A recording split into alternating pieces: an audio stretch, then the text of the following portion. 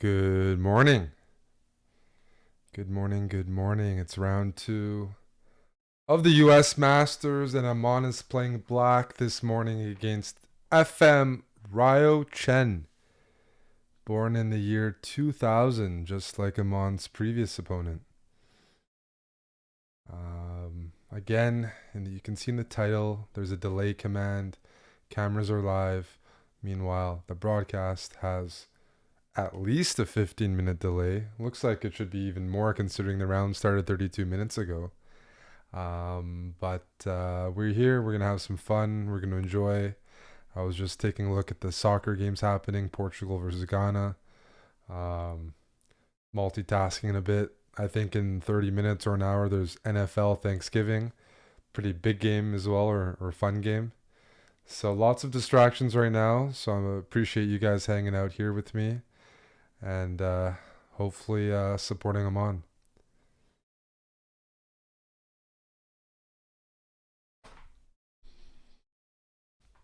Yep. There's uh there's an evening game and a late afternoon game afterwards.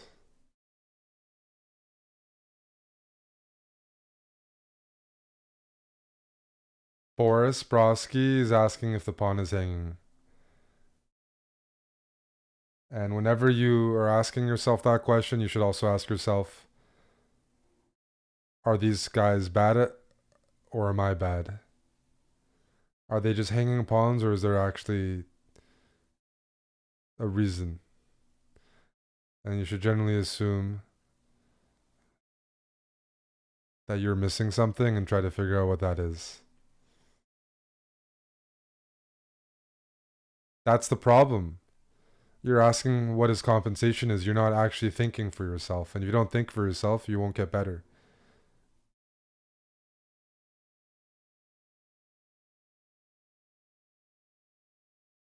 Just calculate in your head the position. Think to yourself, what would white do if I go pawn hunting? And I don't think it'll take you very long if you just look to solve that question. Pawn takes c4, knight takes c4, queen takes d4. Boris Broski's asking, what is white's compensation for the pawn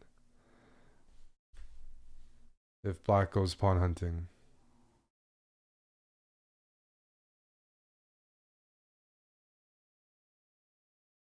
We got the Charlotte Chess Center in the chat. Shout out to them. They're organizing the event. We got their logo below the cam.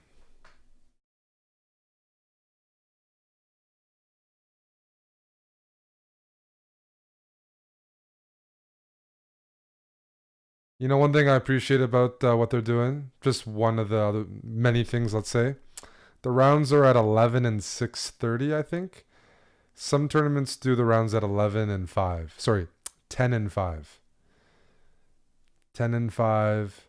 Uh, 11 and 6:30 gives you one extra hour of sleep. That's very, very important for the night owls. I'm still waiting for Boris to figure this out. What do you think white will do if you go pawn hunting here? And the longer it takes for you to see it, the better. It means you're working. You're stretching those muscles. Even though it takes you longer, you're going to have a better chance of retaining it. Exactly. Exactly. If you go pawn hunting early in the morning here, if you get greedy and you say, hey, I want to take this pawn. By the way, no matter what, you can take this pawn. I'm assuming that white's going to take with a knight because they need to move that knight anyways. You go pawn hunting here.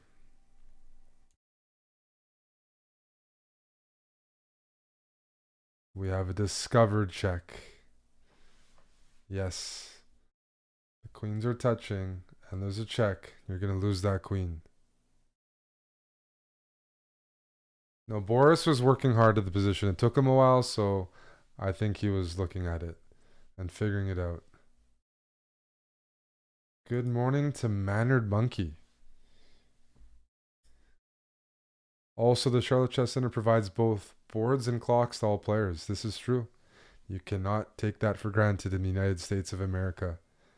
Cinemoto and the dude 950. Thank you for the resubs, gentlemen.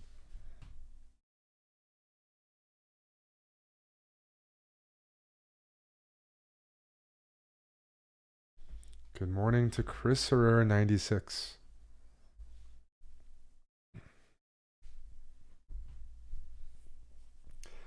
Alrighty, so you want some big time commentary, right? Like Tony Romo? Well, let me tell you.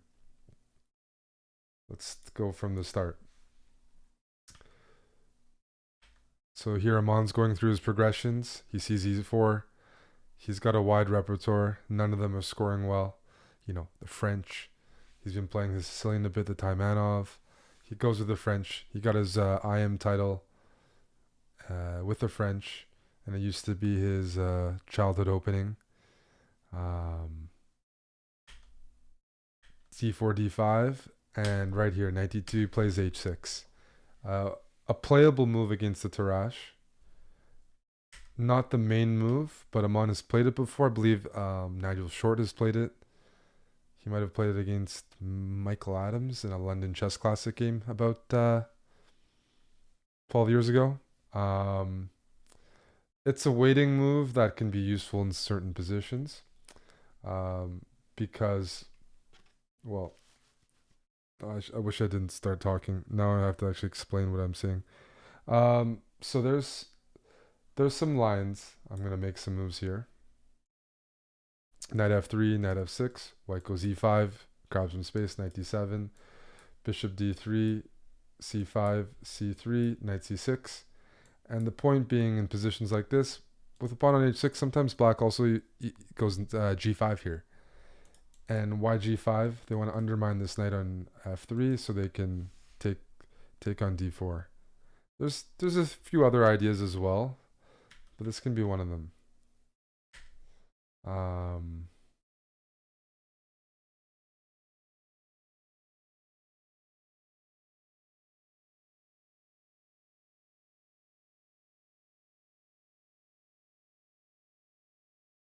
Amon is playing another 12-year-old, yes. But yesterday, Amon played something less common, avoided the main theoretical lines, and got a very promising opening position. With black, that's not really the goal. The goal is to just get something playable, even if slightly worse. And I can just say from his body language, I like Amon's opening choice.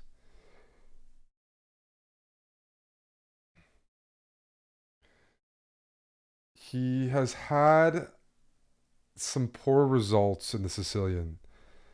Playing the Sicilian, one of the sharper openings in chess, and being rusty is not a good combination, especially when the rustiness, manifests into poor calculation or poor instincts. And he had that at the Canadian Open, if you recall. He had some rough games in that opening, or shaky. The French is definitely, there's some openings you give up, right? You grew up playing an opening, your first love, but as you get stronger, maybe there was something wrong with it, or maybe you wanted to diversify your openings so people couldn't prepare as well. Anyways, Amon has played the French for like 20 years. French was one of my first openings too, and even though he hasn't played it in many years, his understanding there is still there, and that understanding might even be like it's deeply rooted, especially since the French is a pretty strategic and solid opening. So as long as he doesn't get caught in something concrete opening wise,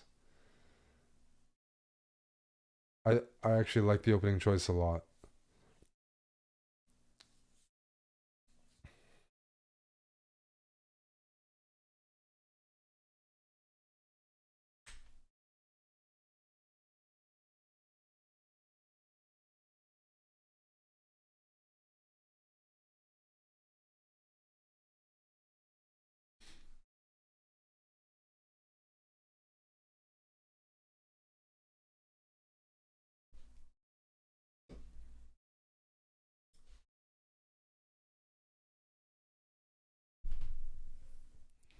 One feature of this opening. So you know who played the French and made a killing out of it?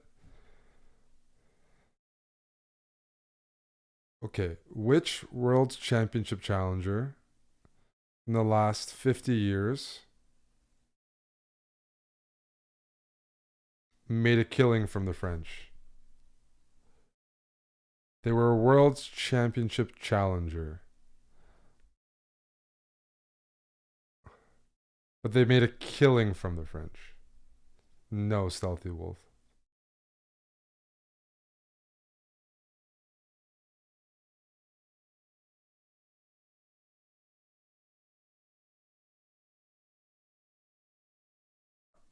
Uh, Ivanchuk has not played in a World Championship match.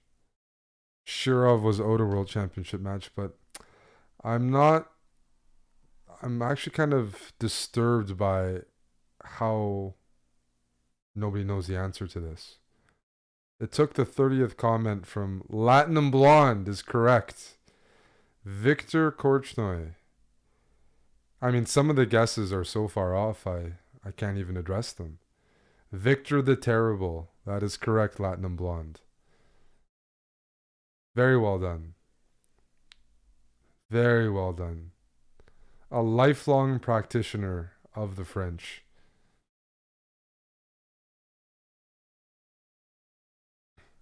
Played a World Championship match against Karpov in the Philippines. He had some others as well.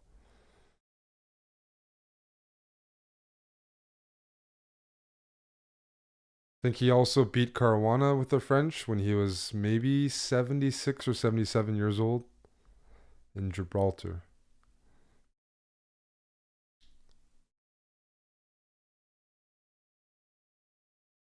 So if you're a French player, Korchnoi is a good guy to look up.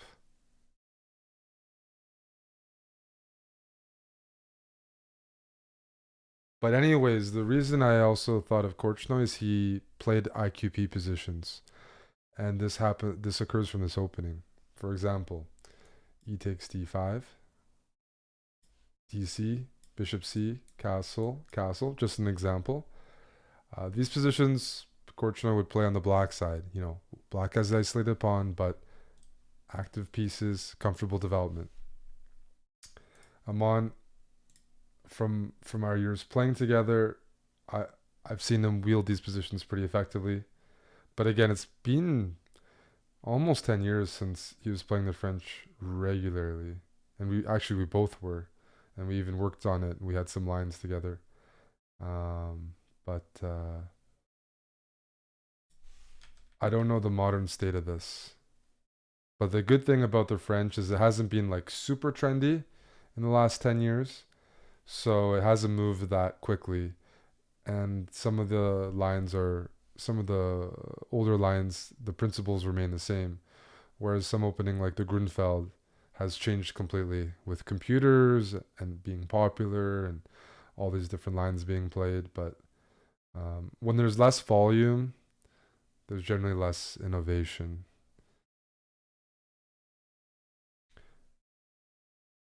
Eric, didn't Ivanchuk play Topolov for the world title? Uh, not not a world championship match that at least we'd be recognizing. A lot of people rank Ivanchuk as one of the strongest players to not play for a world championship title.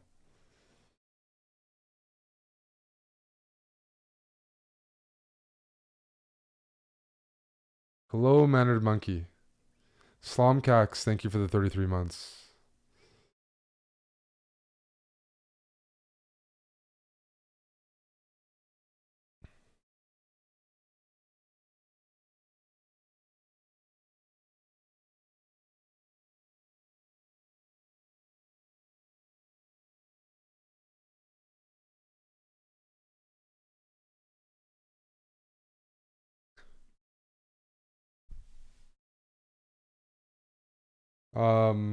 Queen takes d5 is the other move here, I assume.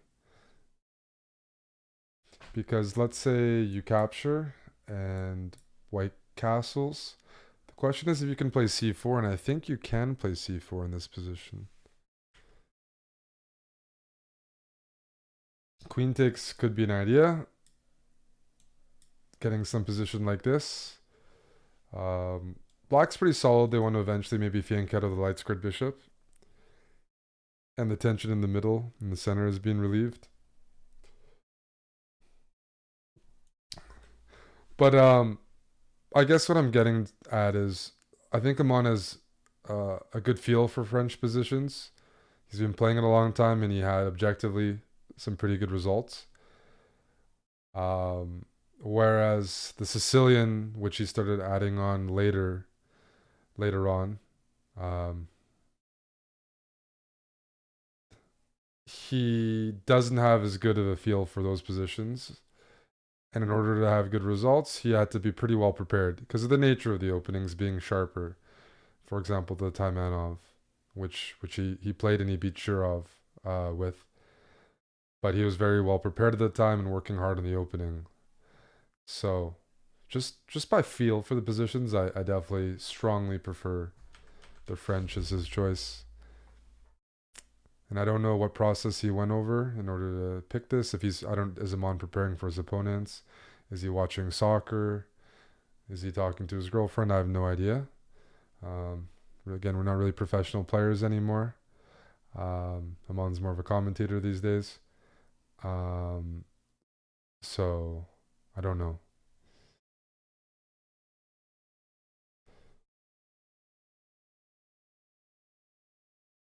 Wouldn't Aman have covered this line as Aman doesn't generally prepare for games. He doesn't. Yeah. I often don't, but Aman doesn't.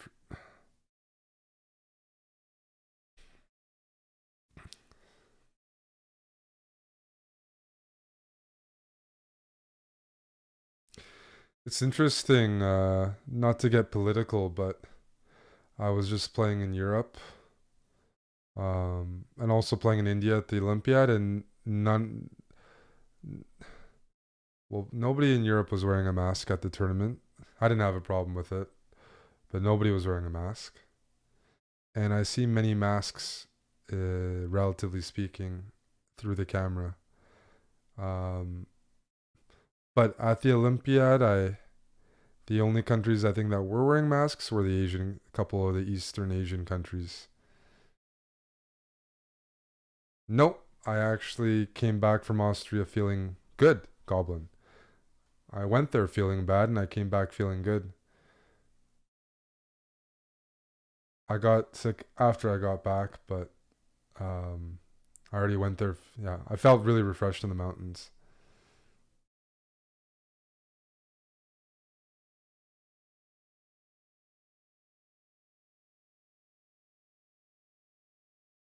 And in India, I was feeling pretty good as well.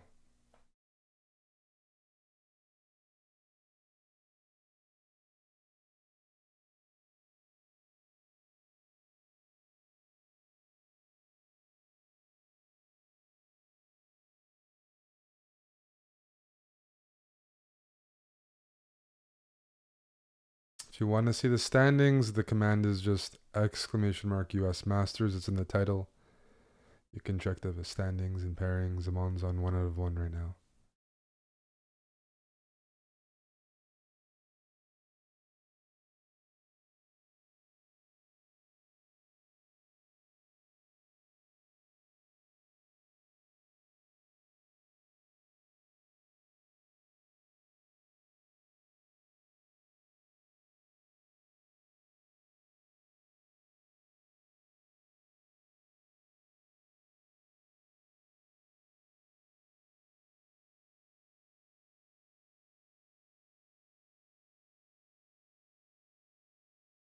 That's right, Java Bandit.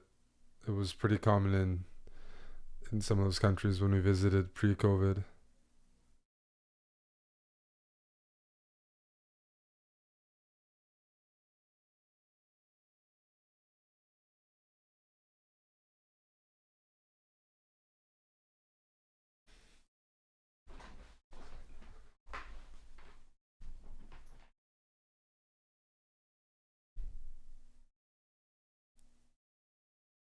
No, I mean, simply put, most top players would tell you they would play worse with the mask on. It's not political, it's performance based. It's, you know, your goal is to feel as comfortable as possible during the game, to focus on concentration and yeah, there's a reason no one's wearing it when they're competing in the higher level events.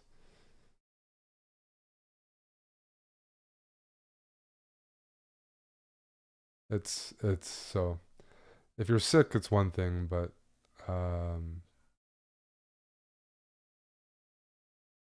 yeah,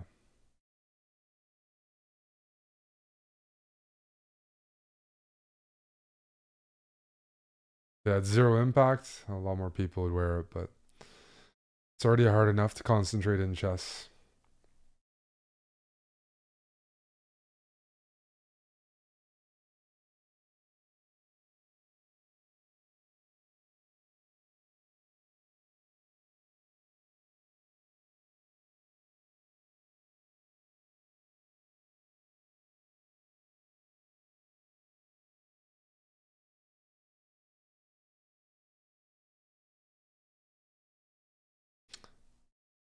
Are more people going commando at the highest levels for performance reasons? I don't know. Java Bandit, but they didn't grow up competing commando, whereas people definitely have grown up competing in a certain fashion.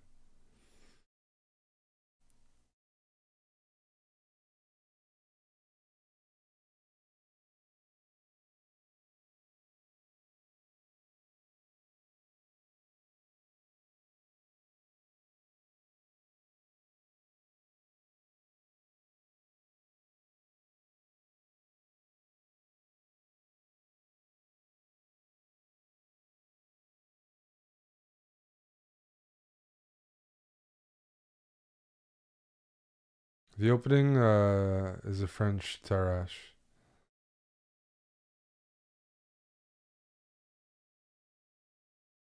I mean, if everyone played commando, it'd definitely make it harder to cheat. So, not the worst idea.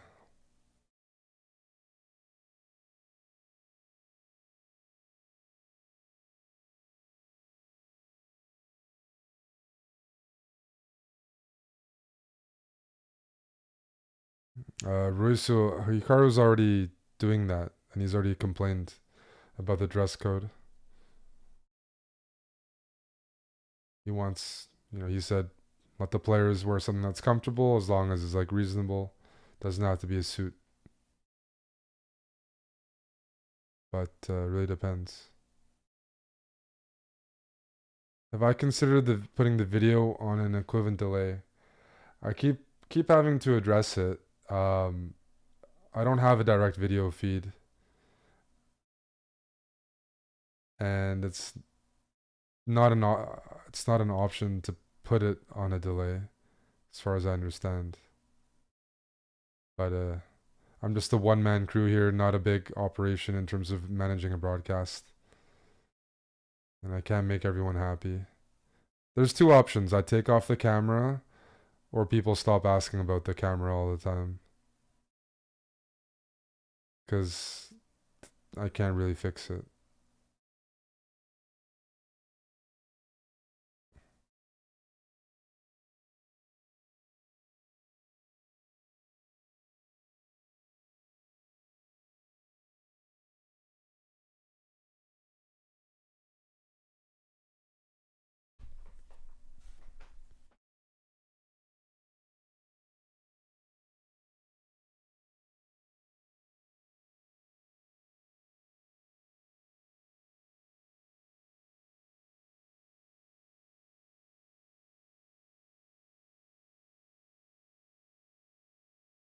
I have some things in the title. If you just check the title, there's a delay command, there's a US Masters command for information.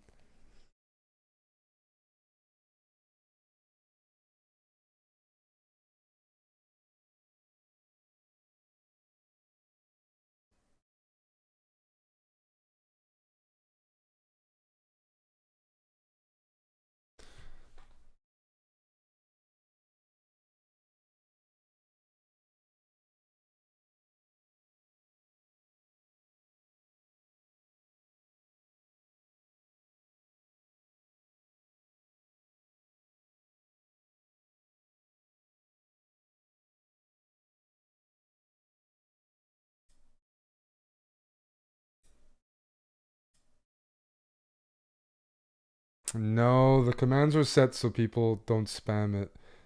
Nightbot could be slow, but yeah.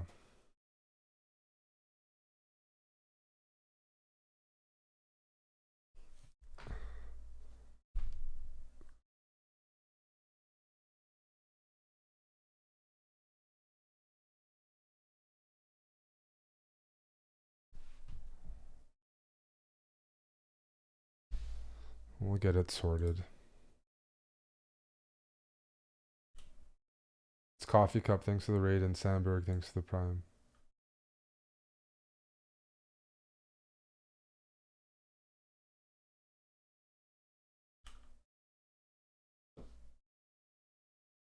Alright, try the... Guys, I'm fixing delay command for you. It was set to only mods could use it, so try now. But it only works every 30 seconds to avoid spam.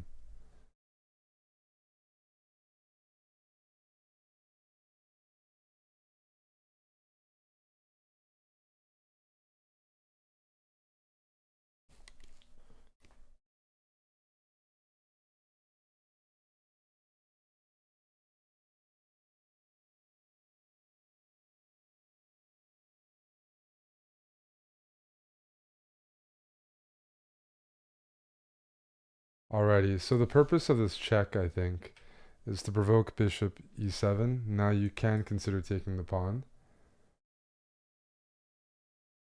But after castles, knight b3, rook e8. If black can win back the pawn, the queen on e2 might be a target. So let's just say bishop e3 if white tries to be stubborn about it. And now I think this pawn is a goner. It's not totally over. You could fight a bit more for it. Bishop e5. Can white get away with taking that pawn?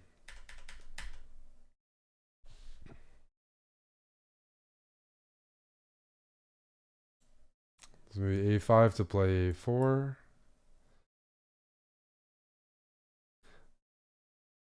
If this is theory or not is a question, right? Because white would be committing quite a bit to this pawn. So for example, here, here, here, you are winning the pawn back. But one thing that white doesn't mind is just playing a middle game like this, where material's even, pieces have been traded, so we're closer to the end game, and you have this isolated pawn to worry about. It's still a weakness. I might even go queen here or something. Maybe rook e8. Sorry, rook e1. It's not the end of the world for black, but it kind of takes away some of the dynamic potential.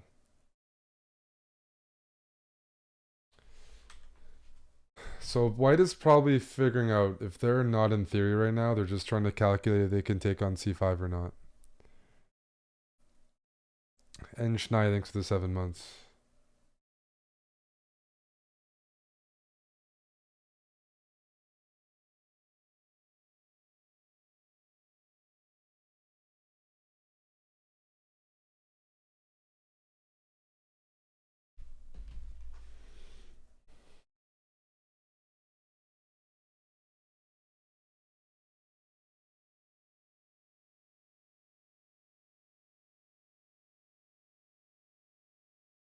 Zerg Pancakes, thanks for the 5 gifted subs.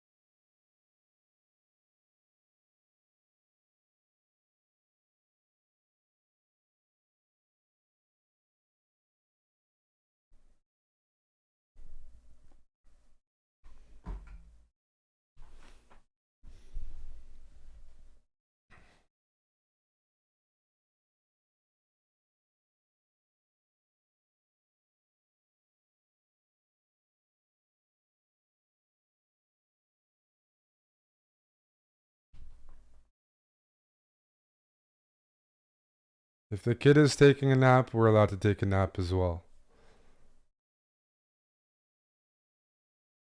Amon is putting him out by taking so long.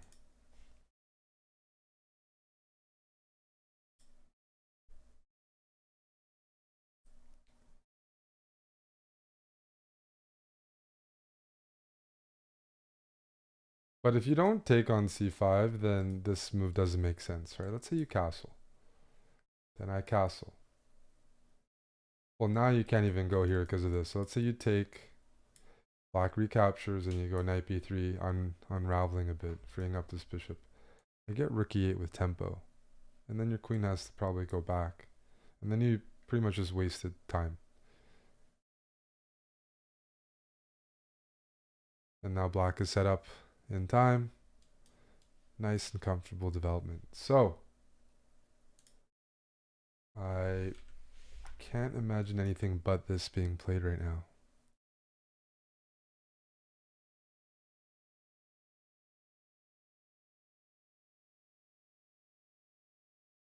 I just don't know why he's taking time. Yeah, you're even threatening to win the piece. But it's weird to play queen e2 and not take here right away.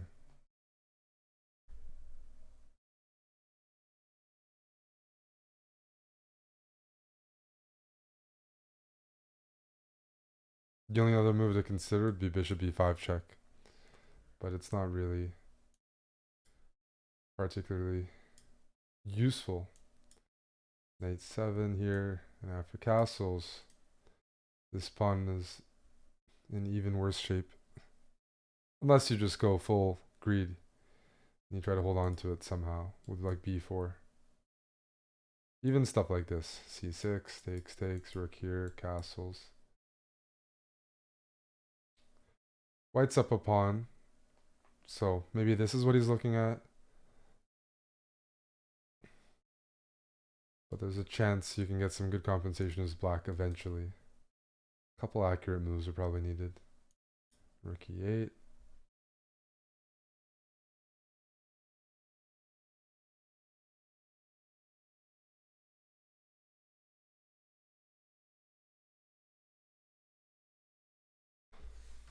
Maybe you can play this.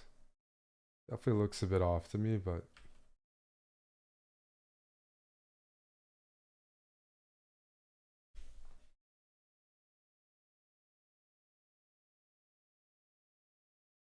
I was even looking at this. a6, takes, and now I want to play bishop e5.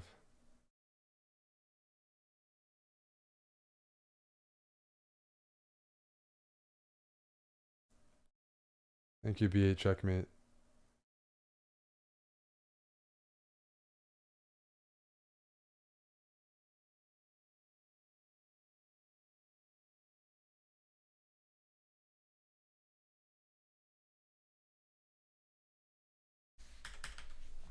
Sleazy with a resub.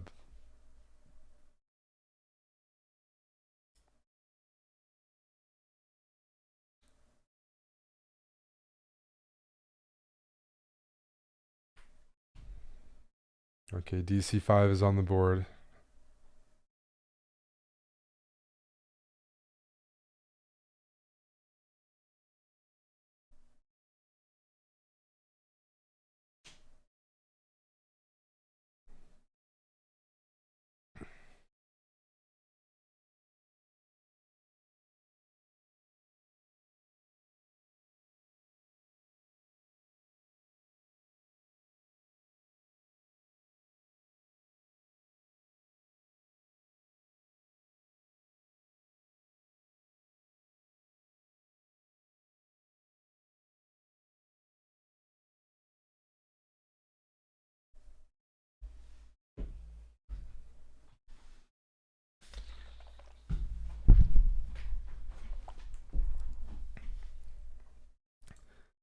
I mean, knight b3 I think has to be played because if you, again, black's going to recapture the pawn, play rook e8, and put the queen right back with tempo.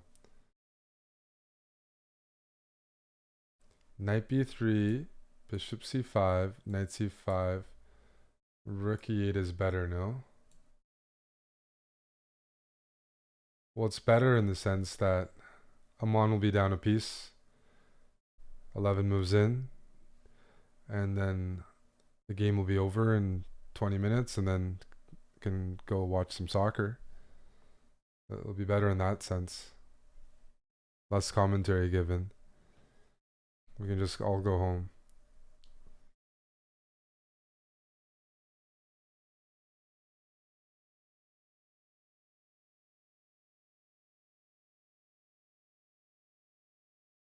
We always gotta look on the bright side.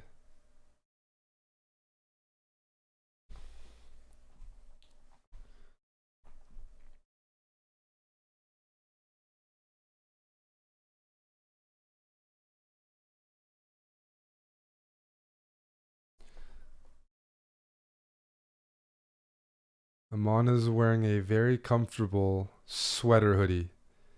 Hockey sweater hoodie. I actually had one, I had a Calgary one. I think I gave it actually to a buddy from Edmonton, and I think he's wearing it. I think Dustin, I don't know if he's here, Nitsud Prime, I think he's been rocking it when he supports the Flames. A hoodie. AKA. Is that right? Yeah, you still got it? Excellent. Excellent. It's important. Very important that the Calgary faithful, retain it.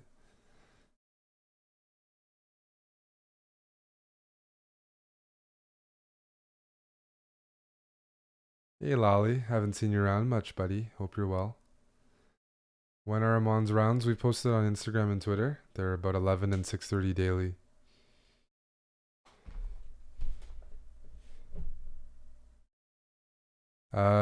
Mattis, I'm gonna need a couple of goals from your buddy Ronaldo. Can you make that happen? Too many 0-0 games.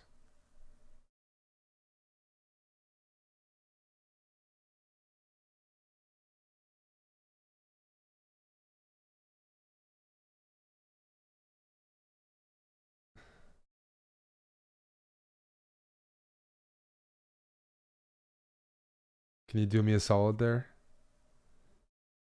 Mattis? Thank you in advance.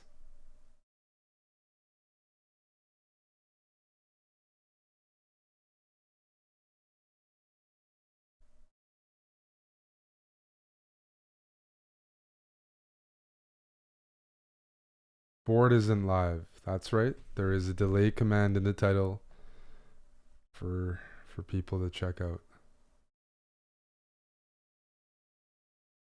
Tim and Philly, thank you for the 100 bits as a holiday cheer. Is this practice for the upcoming match? No. Playing little kids who are strong in classical chess is definitely not practice for chess boxing, where you're playing blitz while getting punched in the head every few minutes. This tournament was booked a while ago. But blitz and classical are much different. Oh, got it, Danger Dolan. Thank you. Well, how is Amon going to try to win that pawn back? You could win it back right away by playing bishop c5, knight c5, queen a5 check, and the check, and the knight falls. But you do give up your bishop pair. Pretty important bishop. It's a dark squared bishop. And you still have your isolated queen's pawn. So, it's not ideal. It's not ideal. I would favor white in some position like this. Probably put a bishop or knight on d4. But there's the bishop pair plus the better pawns. Give me white any day. So if you're not going to win the pawn back right away, you got to bring a piece in, such as the knight or something.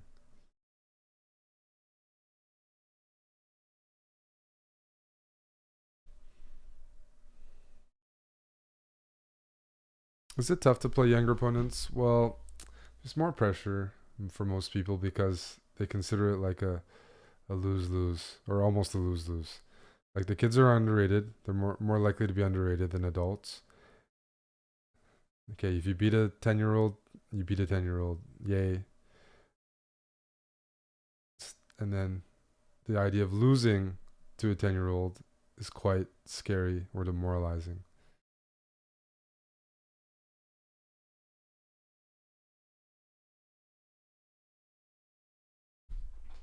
Because how many other activities do you do? How many other things do you do regularly, especially ones where you exert effort, where a 10-year-old beats you?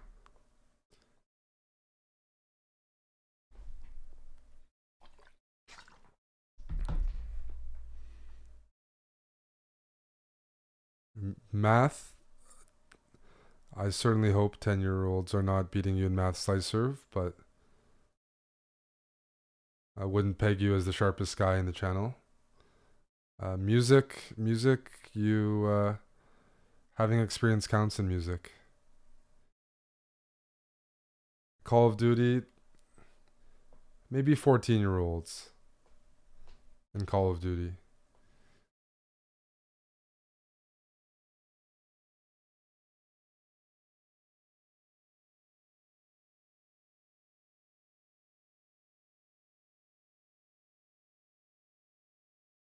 You play Apex. That says enough.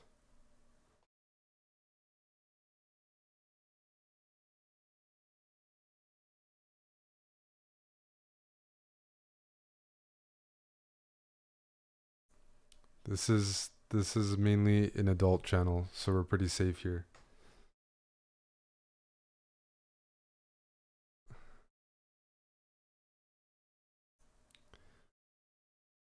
I haven't even read your comment, Slicer, so I don't know what you're referring to.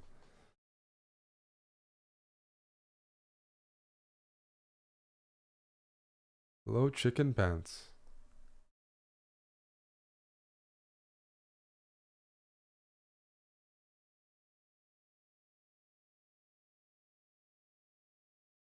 We need some wins from Amon to increase morale after the, Canadian team lost. Yeah, Bishop G4, I'm going to play H3. I mean, I think the first order of operations here is to try to win back the C5 pawn with the knight on B8, which has yet to develop. That would be nice. So I'm looking at knight B to D7. Hello, chicken pants. This did come from a French.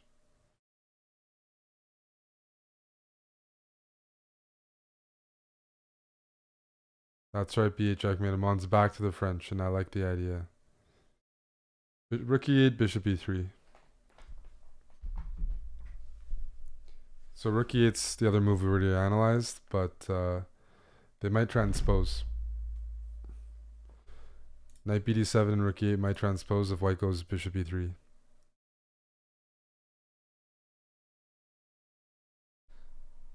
Yeah, you can go here. I mean, it's tempting. This is even tempting as well. But it's sharp.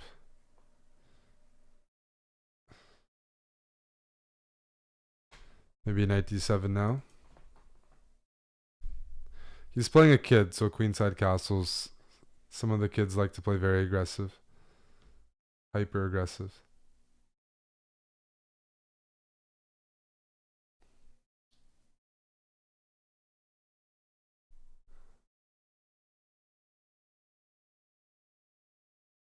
See, B8 checkmate, you missed my earlier comment, but you didn't name the most prolific French player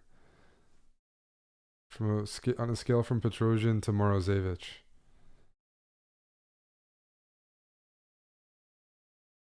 I'm always surprised people don't name Korchnoi as the first name when it comes to the French.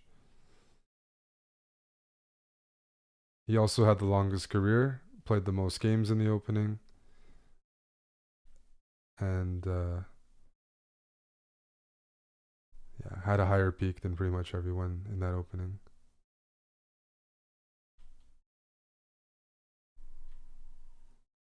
Maybe you were old. I wasn't around when he was playing his matches. Rook E8 is so as I said, they might transpose. Let's say knight b3, knight bd7, bishop e3, rook e8. And now you're threatening to win the pawn back. And you do have this knight g4 idea to try to dislodge that bishop. Yeah, Yasser talks about Victor because he worked as a second for Korchnoi.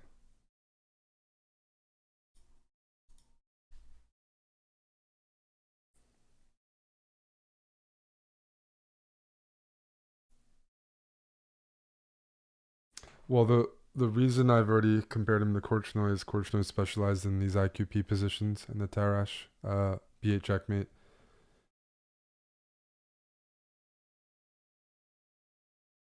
But Amon in general is a calm player, I think.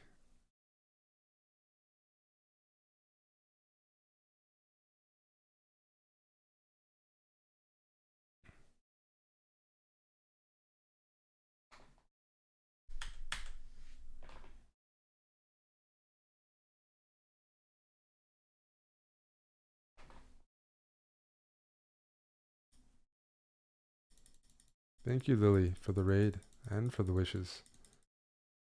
Got a nice raid there from Lily Kuridze. Penalty Portugal. So what does that mean? Is it a penalty kick for Portugal? Is it a penalty on Portugal? Is it a penalty granted to Ghana?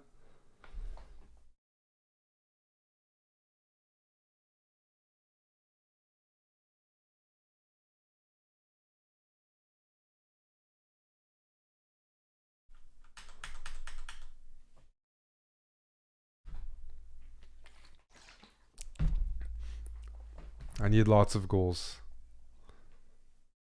Mattis, I need lots of goals here.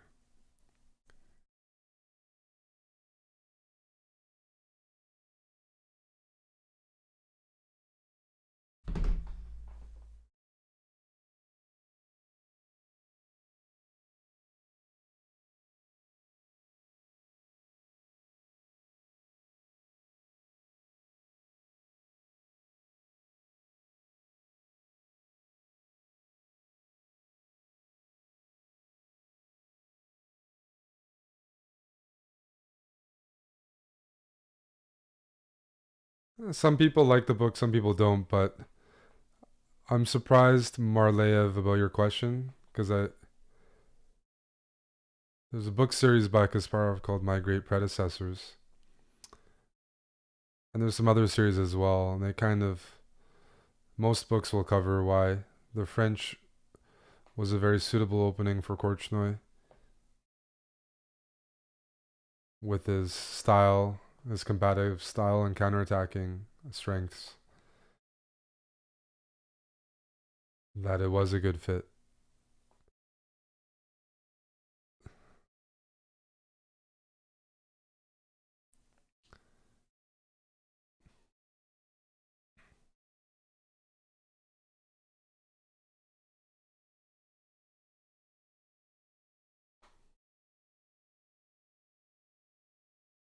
You took the over in all 3 games. Chief, we think the NFL is going to make sure you get some high scoring games today. I took the over in all 3 games. I'm going to bet that. If you're telling me that, I'm going to bet it. I love it. I like tailing because then I can blame the person. So, like Korchnoi, if you watch his French games, he'll take a pawn. He'll just take a pawn and defend for 2 hours or 10 hours or 2 days because they used to during the games. And at the same time, he was like super strong just positionally if it was necessary. But like the French is one of the hardest openings in chess. I think most people will say that if you play it for black a lot. You get a lot of cramped, challenging positions. But he seemed to like thrive in those. Whereas the Sicilian, you breathe easier. E4, E5, you breathe easier. Caro-Kann, you don't have bad pieces as much. So definitely, if you do like to compare personalities or strengths, yeah, there's some attributes that fit well. But it's hard to figure that out. The more you play, the more you learn about yourself. But most people won't play the same opening. They'll realize and go through trials and tribulations. Ronaldo scored. Guys, remember Mattis's friend Ronaldo? I asked for 2 goals. He's given me 1. I'd like 1 more.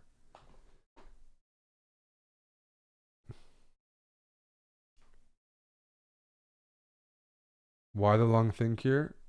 Well, my friend Chicken Pants, I'm trying to figure out how to win the pawn back on c5 without giving up the bishop pair. And this does not do it, because I do lose the bishop pair. And I have an IQP. Guys, the camera and the board are not synced. We set that up on purpose so I could be asked 72 times a day why the moves aren't matching, which in turn drives up viewer engagement, which is something that we then sell to advertisers, which then leads to multi-million-dollar sponsorship deals. We have a very active chat.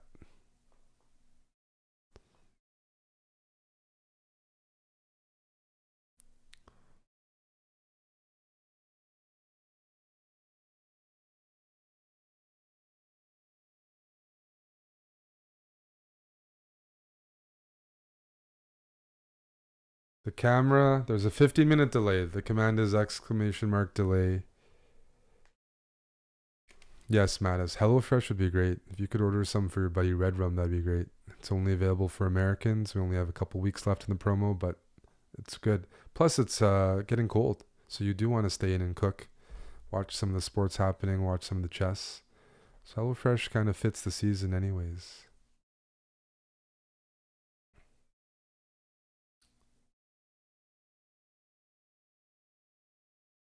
But yeah, I mean, Amon wants to win back c5. I mean, the move, rook e8 is the most challenging move because it immediately like threatens a discovered attack on the queen.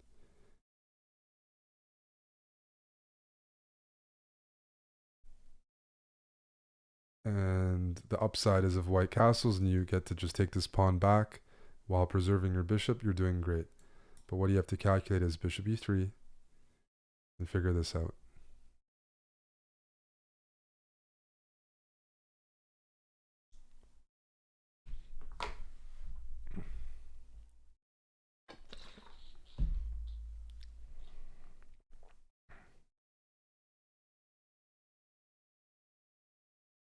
I'm going to need one more goal, Mattis, from Ronaldo. 2-0 Portugal would be perfect. Please and thank you.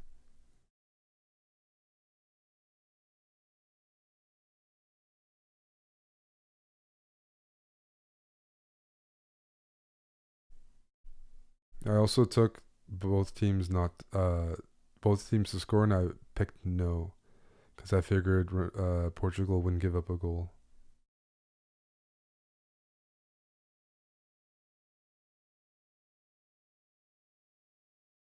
Eddie, Amon booked this tournament 3 months ago. So I've been planning on commentating this for a few months.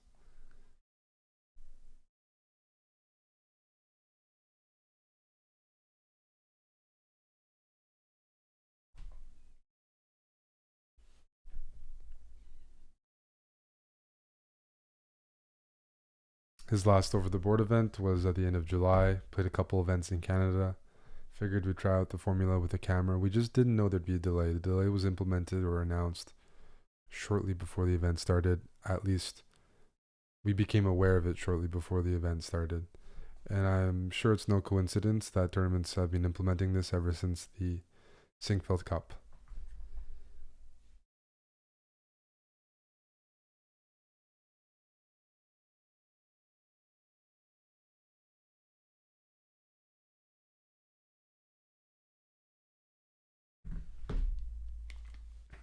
This is a nice song. Gonna turn it up a little bit.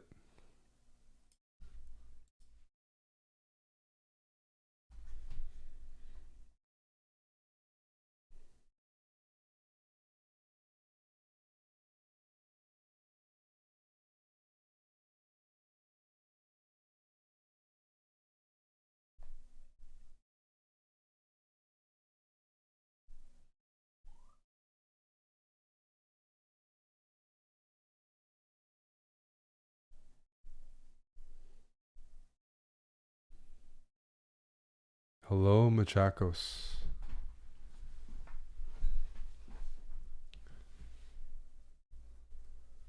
No, Amon played rook e8. I approve of this, but I just approve of the opening choice, particularly h6. Amon has some experience in these lines, and um, even if Ryo presumably is well prepared here, I because Amon's experienced here, he's less likely to be in time trouble as much because his intuition, I think, is stronger. And time trouble is a big concern when watching Amon's chess. It's a major concern. Um, so anything that diminishes or reduces the possibility of like just collapsing in time pressure makes me happy.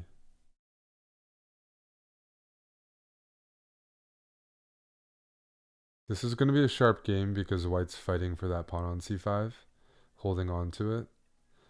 But black's moves are not hard to find. Knight bd7, rook e8, knight g4, queen c7. So it's not a matter of what do I do. It's just a question of out of these moves, which one do I play? But you know where to look from the start. Well, white is up a pawn. Knight c6 doesn't get us anywhere closer to winning back our pawn on c5, and that's a good pawn. So even though it's a doubled pawn, if it's defended and it can just be grabbed. Pawn is a pawn. Gana scored. Oh my goodness.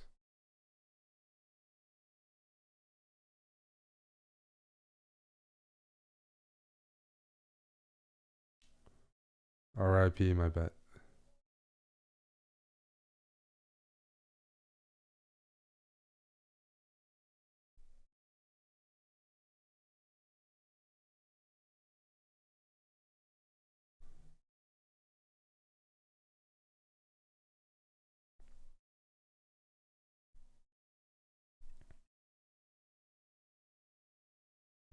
It's distracting right now.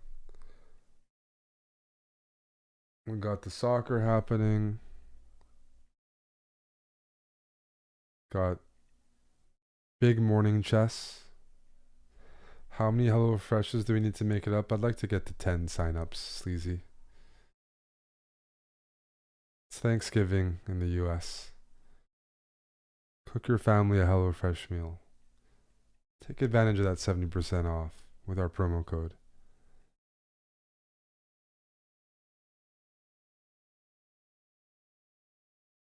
Get your family the good stuff.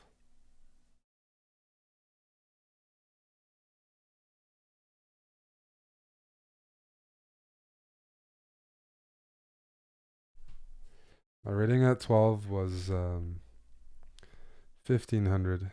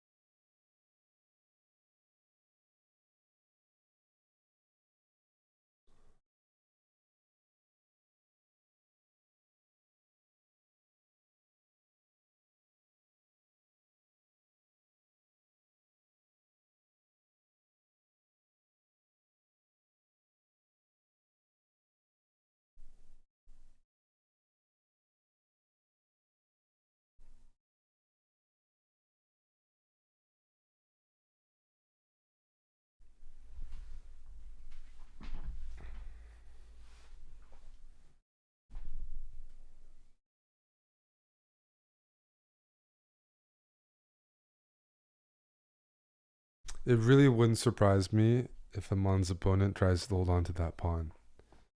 And that comes from bishop e3, knight bd7, and bishop b5.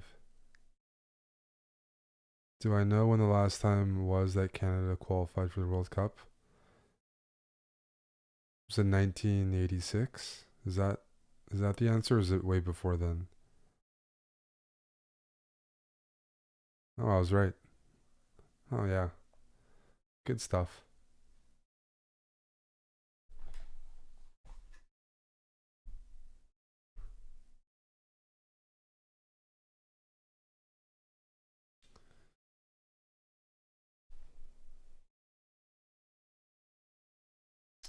We're just battling over the pawn here. C5 pawn.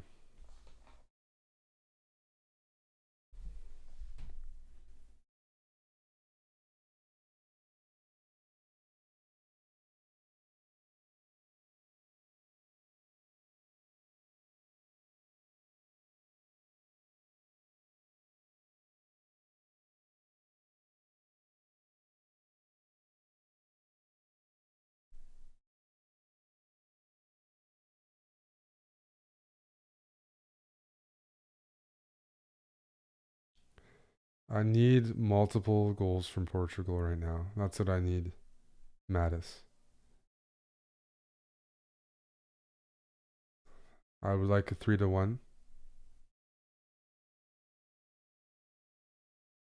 You guys are distracted. There's a big soccer match happening.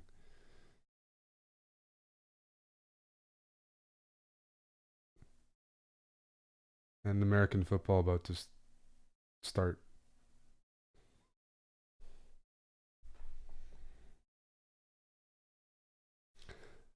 I'm betting against the chicken. I'm betting against the Cowboys chicken pants. Give me the Giants plus 10, buddy guy. Let me know if you want some action.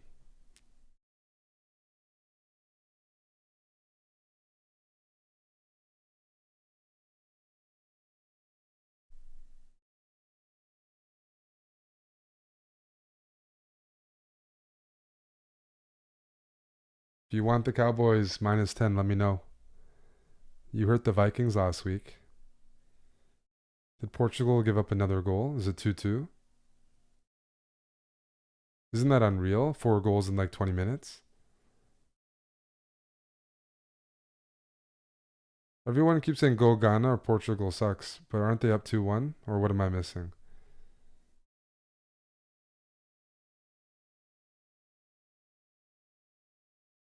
Okay, well.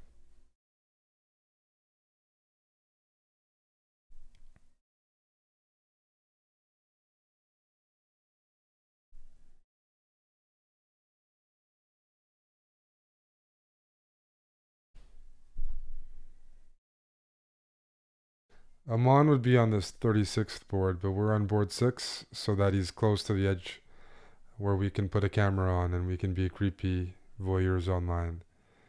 He's seated 36th. There were a few upsets, so maybe he'd be 30th today. That's how stacked the event is.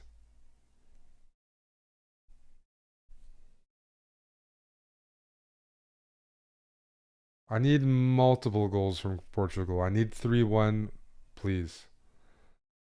Or 4-1, because I took Portugal to win by 2.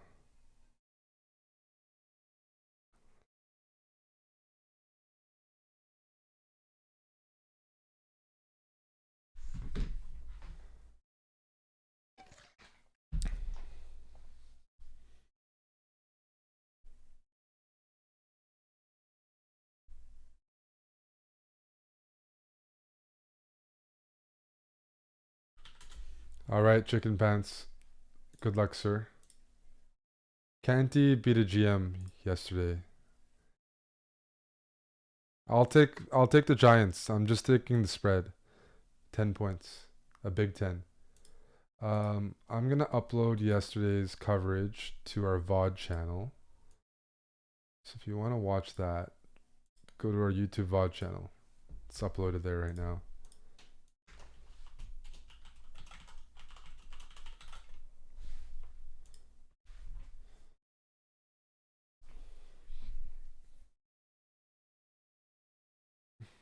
That's not a terrible bet by you.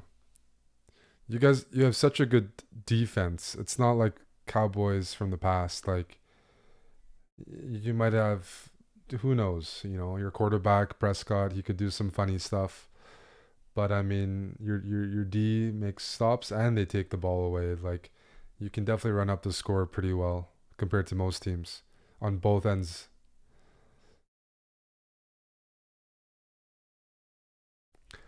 It's just the line is at 10 for even money right now.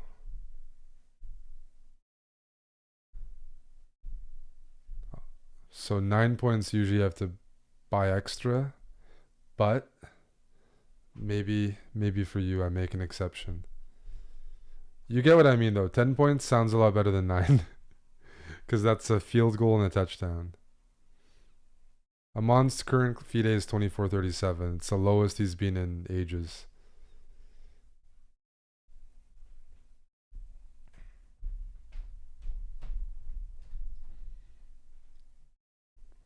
Oh, the Bills are 9.5 point favorites.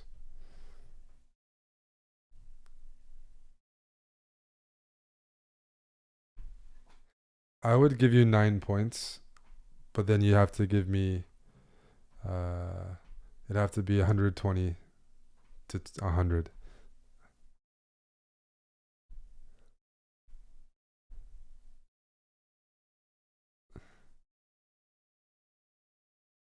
You were thinking 120? Okay.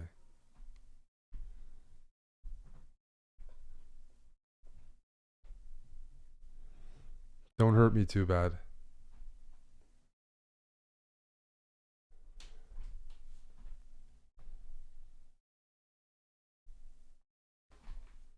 Wait. Java, you're going hard on the Cowboys. Now you have me scared. 1 second. Let's see how much it costs for 9 points.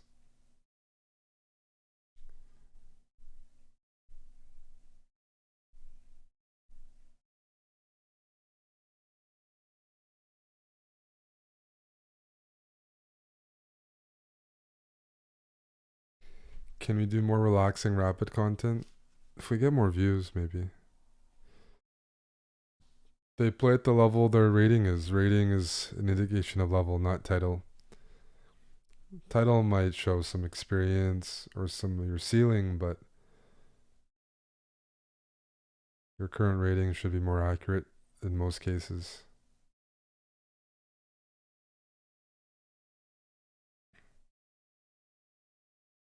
Yeah, knight g4 is an interesting move, and I have no issue with it.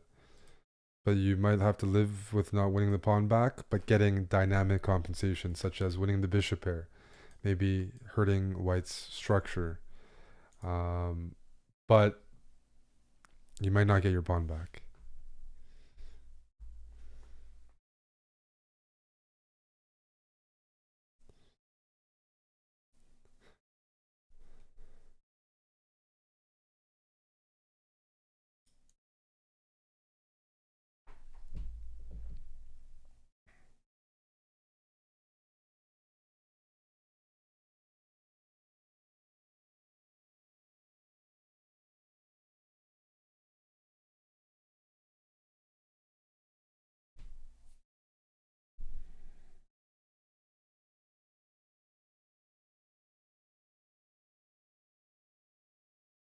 Java Ben, I'm gonna have to think about it if I like the 9 or not. The game's at 4, so.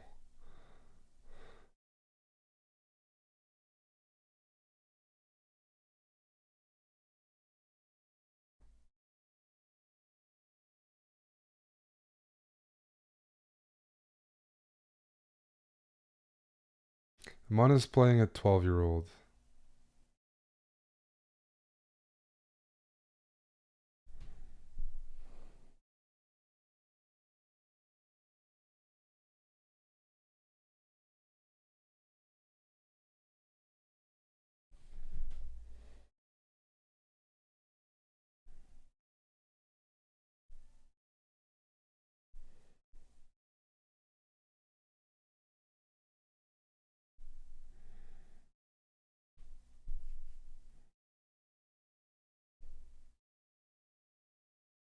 Hello, Bob K. Amon's 1 out of 1.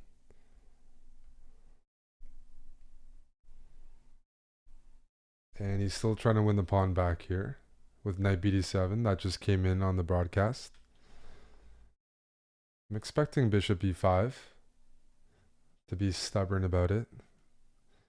And now the question is a6. Is it knight g4? Now it's harder to predict Amon's next move. Um, if I were playing against Amon, I would definitely want to complicate the position. So bishop e5 should be played probably objectively, but also just getting black out of their comfort zone. Amon's opponent's 12. Slicer, thanks for gifting a sub, and soon, thank you for the prime. There's 2 games today. Amon could play Danya, but I mean the chances aren't likely, but they're definitely look how many people are playing, and then maybe how many people are realistically in the top half. There's a chance they play. I don't know. You'd have to crunch some stats, but I'd say just off the top of my head,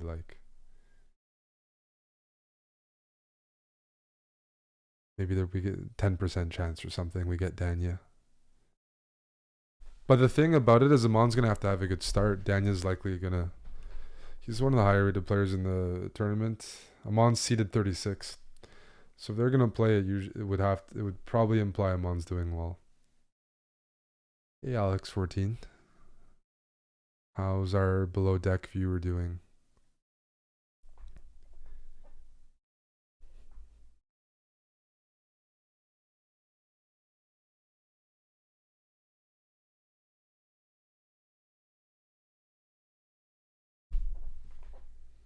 How many participants? I haven't checked. The standings are in the link in the title. There might even be different sections. I haven't checked honestly. Based on the playing hall size, it looks like there could be 100 in there.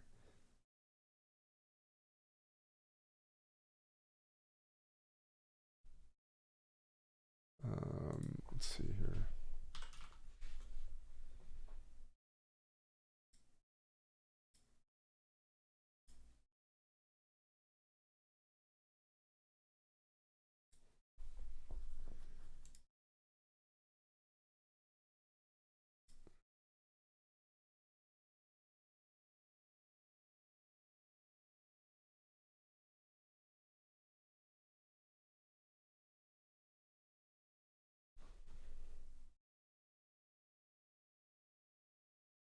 All right.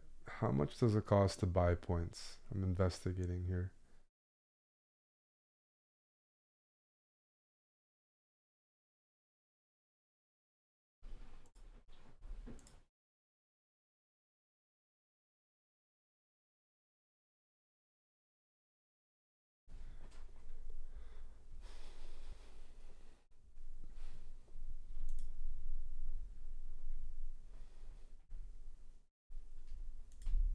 Okay, Java Bandit.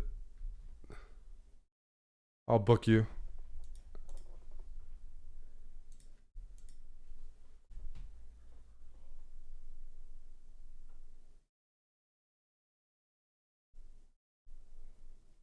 I'll take the 9 at 125. So 250, 200.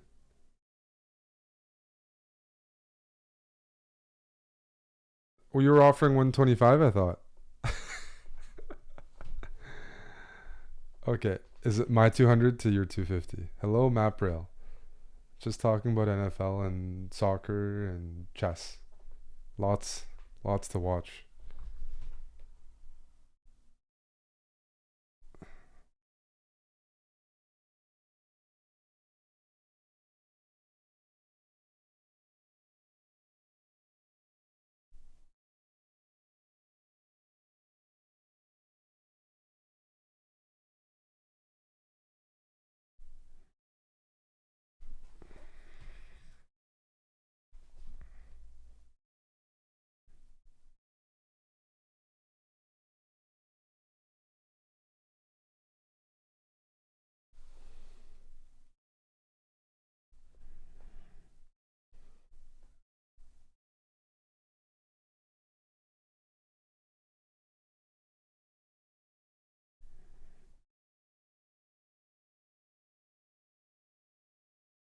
Yeah, 5 goals happening in the second half.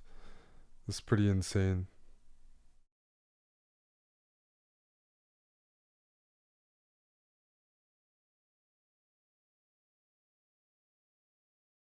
I bet on Portugal to win by 2-1, so I'm not very happy.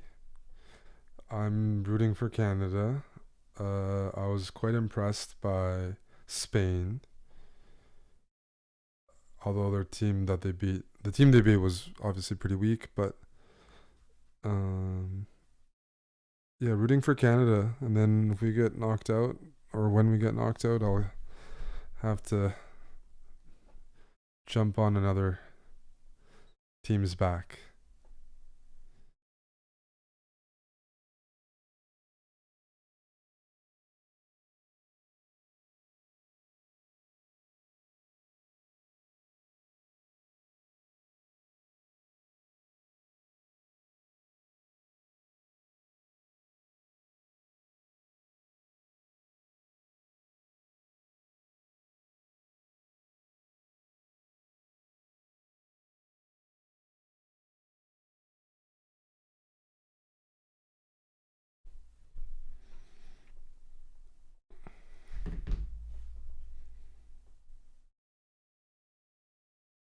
I like knight g4, but that gets super provocative.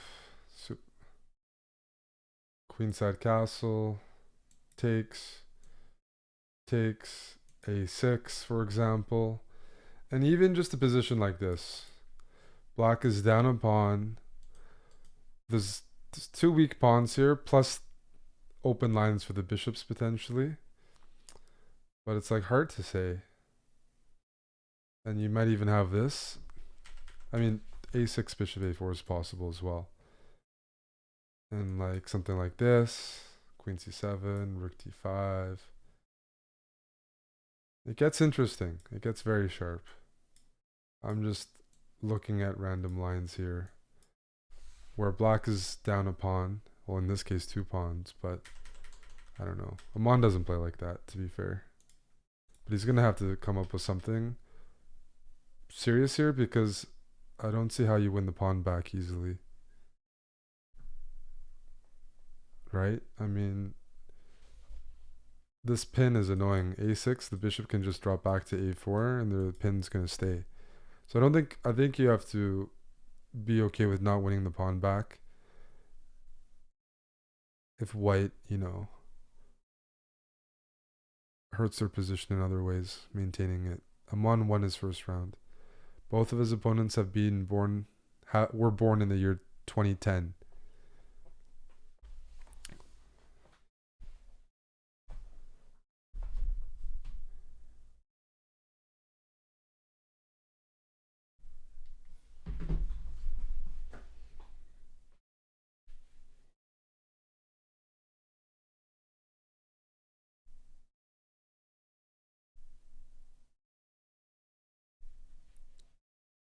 Kanthrak 1982, thanks for the 13 months.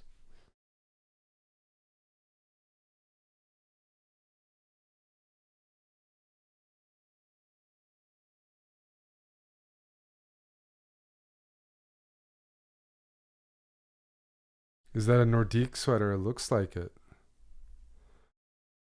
It looks like it is. It's a nice looking one, isn't it?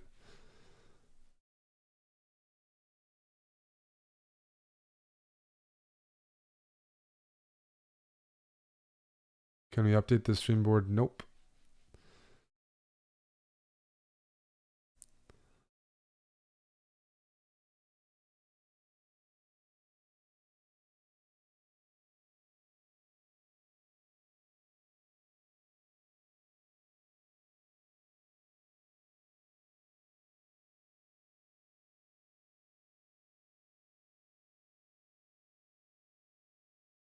The board is coming from a feed from the event. Yes, there's a delay command in our title.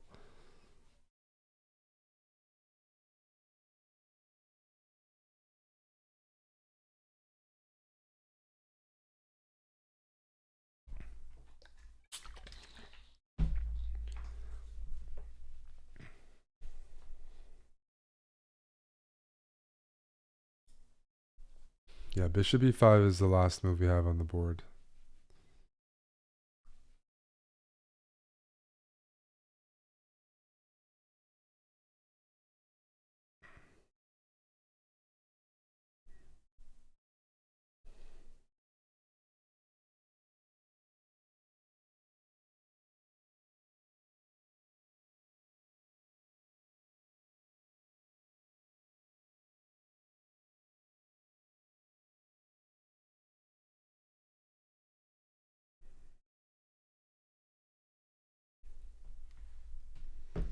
The clocks are pretty competitive right now. That's always a good thing, right? Amon's opponent has 48 minutes. Amon's at 46, counting down in the feed. Um, that's good. Yesterday, Amon was down like 30 minutes.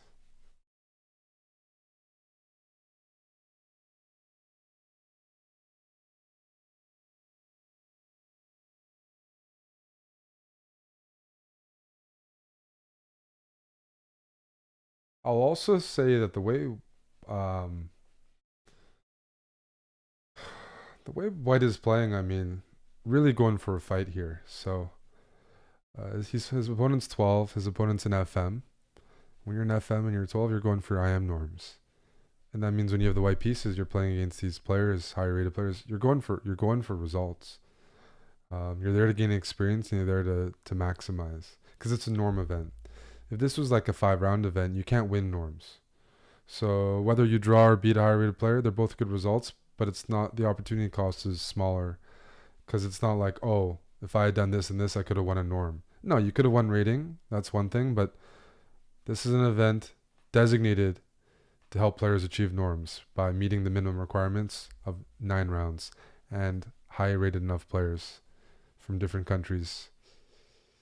So, um, this opponent's definitely going to, you know, be ambitious. If you Google Charlotte Masters, I mean, in the title of this channel, we have a exclamation mark US Masters. It's the title. If you just type in the exclamation mark US Masters, the info's right there for you. You don't need to Google, it's even in the title. But you do have to open your eyes. Does it not work? Is it on refresh? Did my Nightbot die? Did you kill my bot?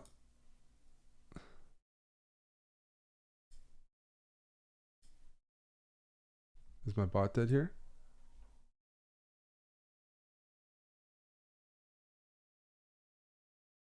It worked for critical mass. See, it worked for somebody there.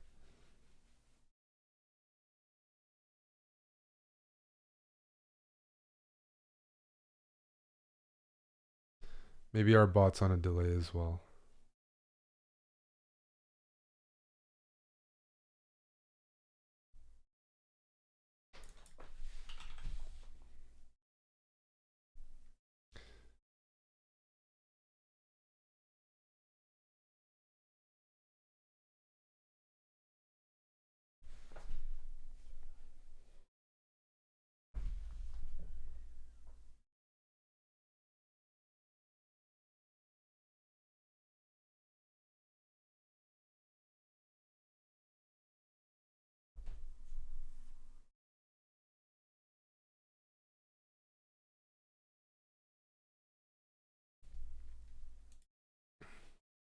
Just an oil check.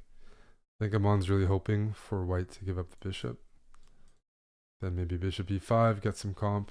But no way you're giving that up. Maintain the tension, maintain the pin if there's no clear drawback.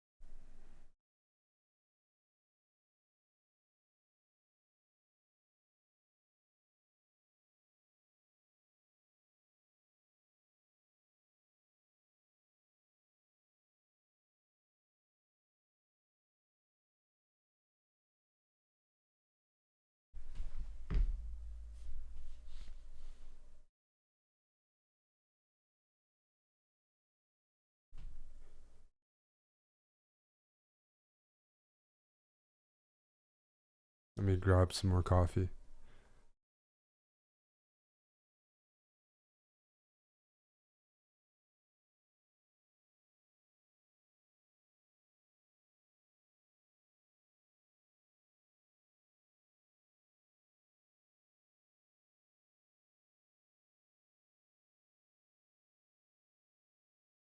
Round one was a win.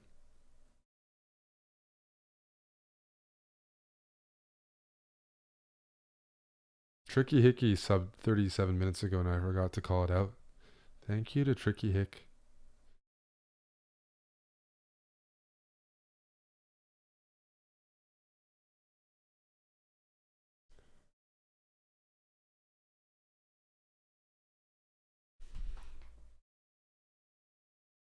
One thing that Amon might be calculating here is Bishop f8.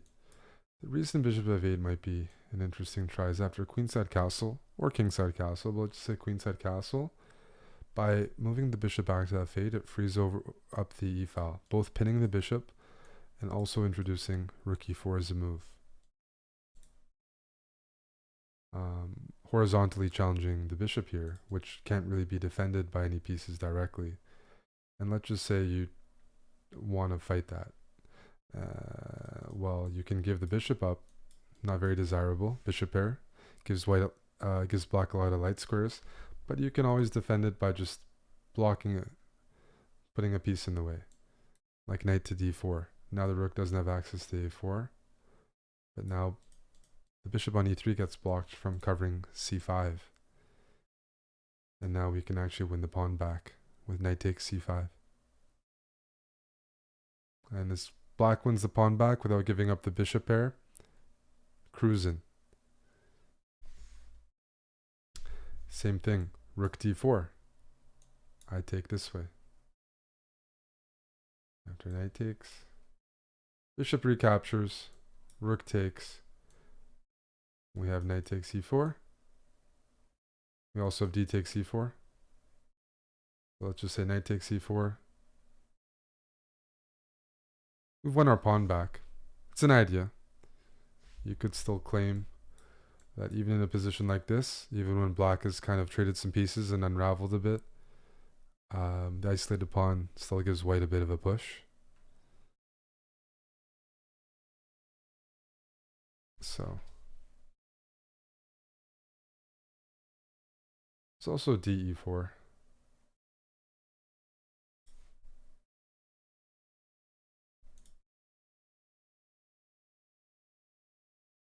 The bishops look pretty strong here. Was not, I don't know.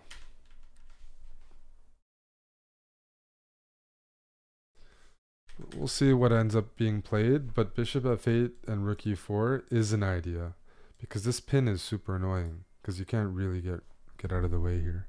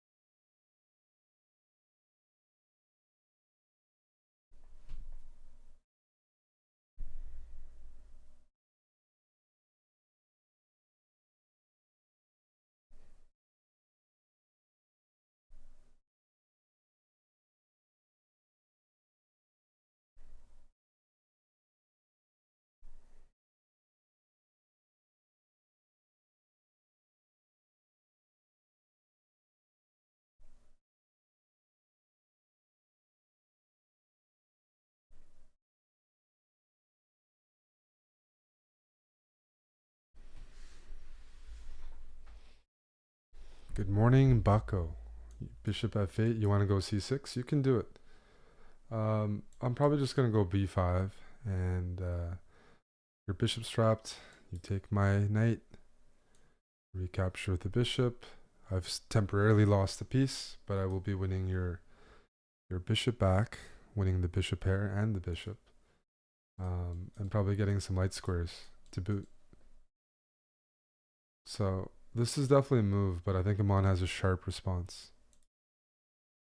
I think this is a nice sharp response. You can also take here first, but let's just look at a position like this. White's up a pawn, but at least black has two bishops and some open lanes. Rooks, the bishops have some potential to open up more. It's imbalanced. White is up a pawn, but I'd be lying if I said there wasn't compensation. Maybe the knight comes in, maybe you try to get this bishop on this diagonal. No matter what, I think we're definitely going to be seeing some sort of fighting chess. We already are. It's a pretty combative opening. But I mean, it's already imbalanced. White is still up a pawn, so it's not like Aman would be going from even material to be down a pawn. He's already down a pawn, so he might just be okay playing on compensation and activity. But yeah, you definitely use that command. !US Masters. Link to the standings. There's other info on that page. There's the delay command. We got some other commands as well. HelloFresh and NordVPN. Everything you want. Chess, sponsors, you name it.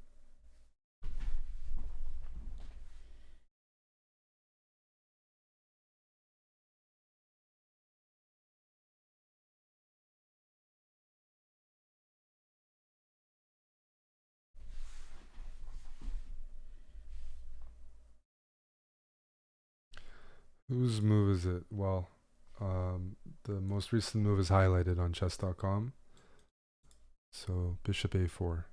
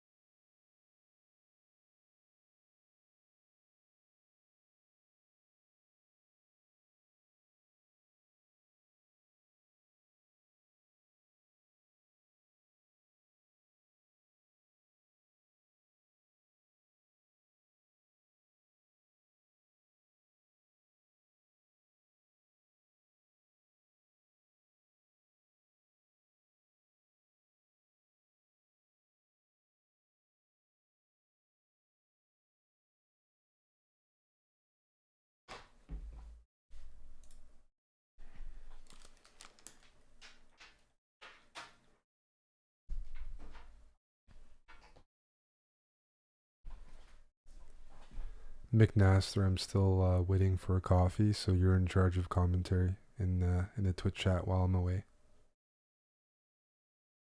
But we did just get 90. We just got 94 on the DGT.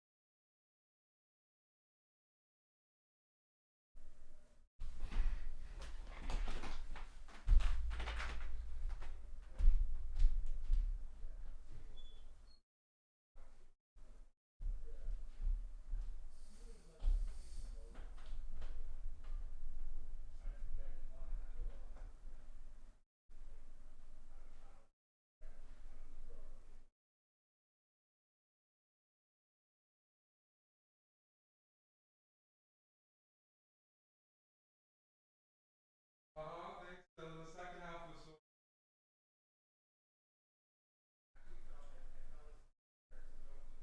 okay.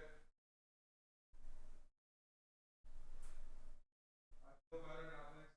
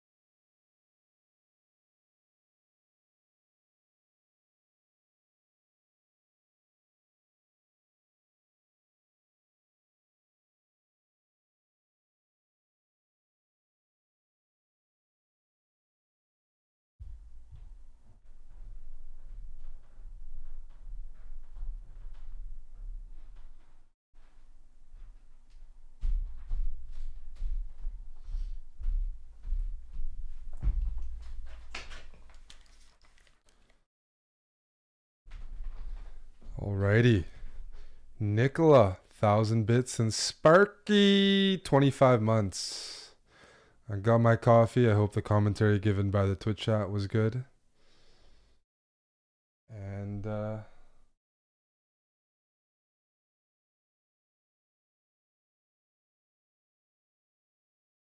him on.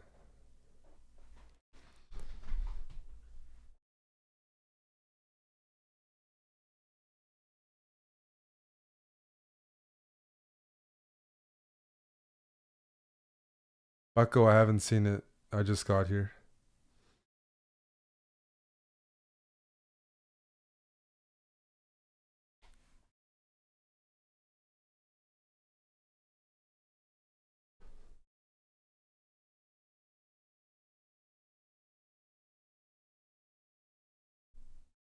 I bet you guys like the way Amon takes pieces off the board.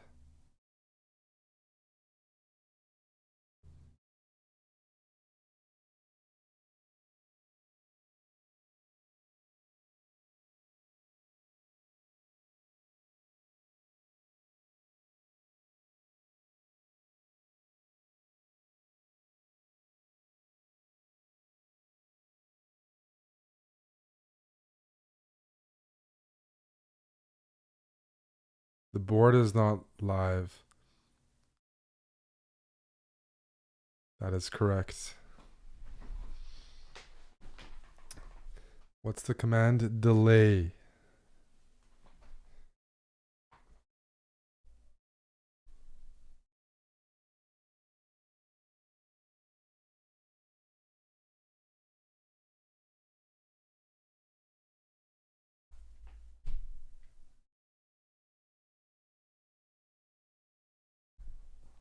This is Danya's position, also in the same event.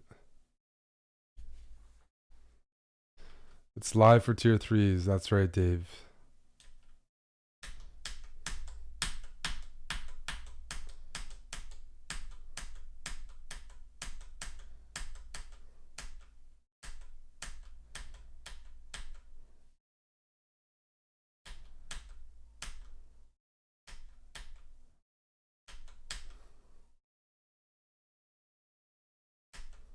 Whoa, this is super sharp already. Let's go back to Amon's game. This is too much to look at.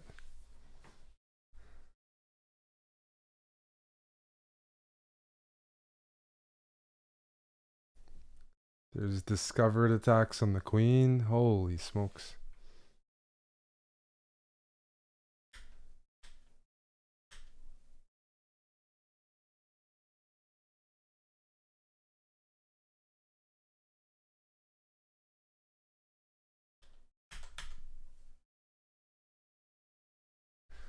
D3 is another. It's a counter. After queen takes d3, knight c5, and then you have all the pieces converging on e4. Your rook is still hanging on b8, but something's happening here.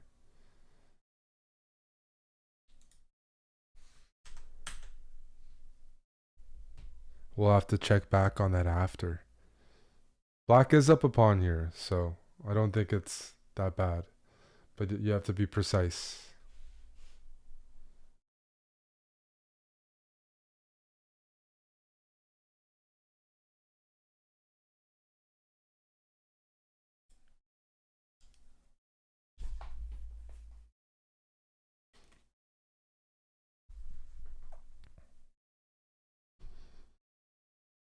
This is good, D. Sanchez.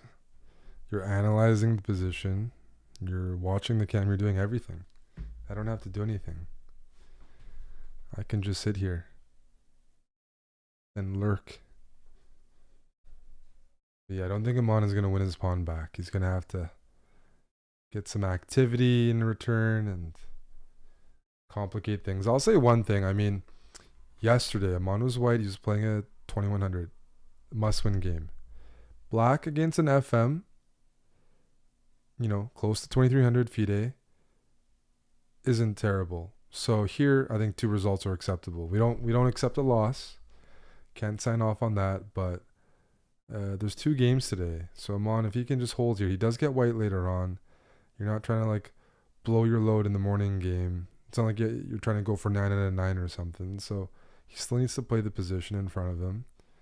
And yeah, it's definitely, if you're asking his mentality going in, it's definitely not like a must-win game like yesterday was with White and that reading discrepancy. This is a bit different.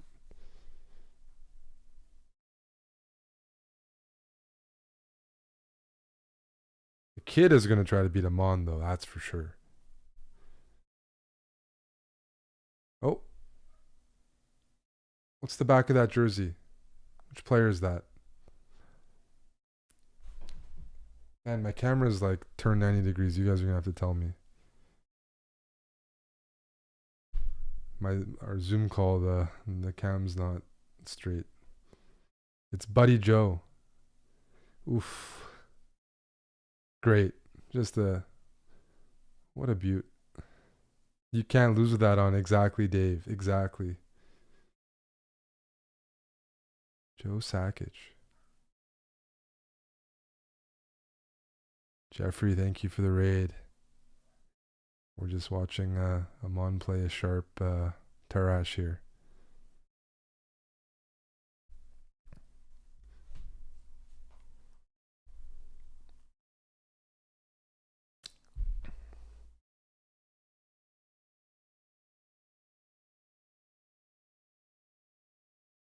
Another chess kid, exactly, Tim Cannon.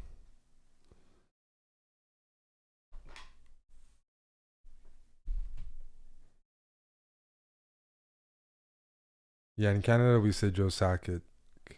Like, you say Sakic, like Šarić, like in Serbia, Croatia, but we don't usually pronounce it properly. So I always get confused which one I should say around who I'm speaking to.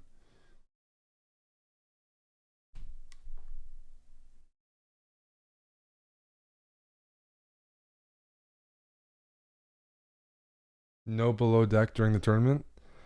Below deck is it's a possibility. It's not out of question. Is he really wearing a Sakic jersey? He's wearing a Nordiques jersey. It looks like a Leafs jersey. I mean, I think you're complimenting the Leafs too much. I bet you there's almost nobody at that chess tournament who knows who who the guy in his jersey is. There's very little crossover with chess and hockey in terms of the players. I bet you know, like pretty much nobody there knows who he is.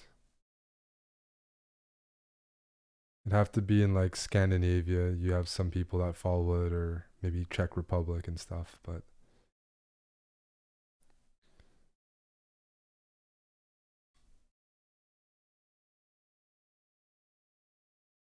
you're allowed to get ideas from other boards. That's always been allowed in chess. There's zero concerns over that.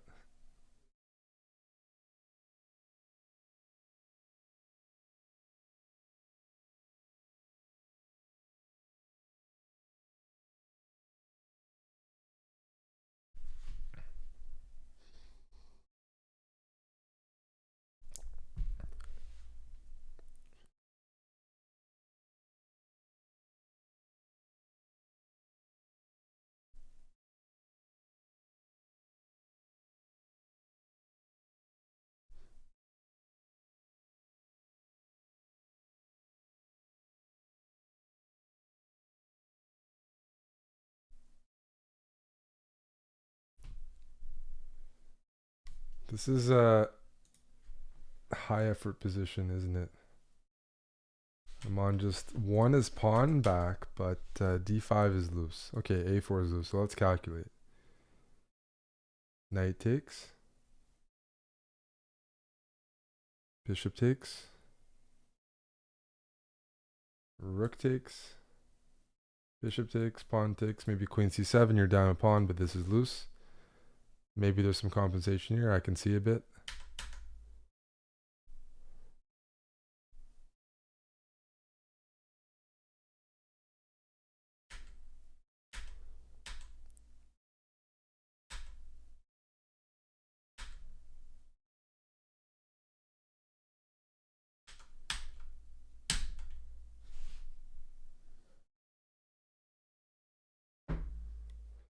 This is the other move, but probably don't want to give up your bishop. Get your queen in trouble and allow b5. So almost for sure knight c5 is going to be played. You take here first. I take back with the queen. The bishop still can't capture because the queen hangs. And now d5 is defended. So almost for sure this is going to be played.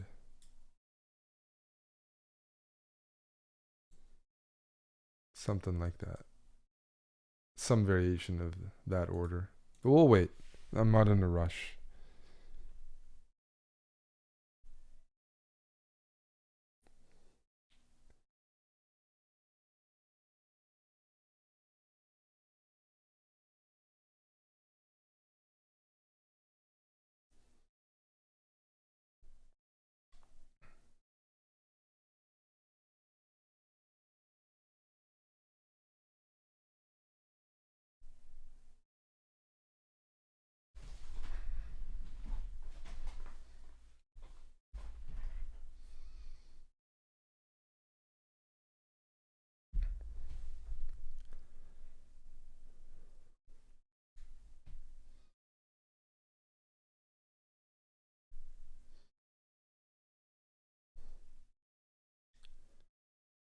If you're 333 in rapid, you have a lot of fun ahead of you.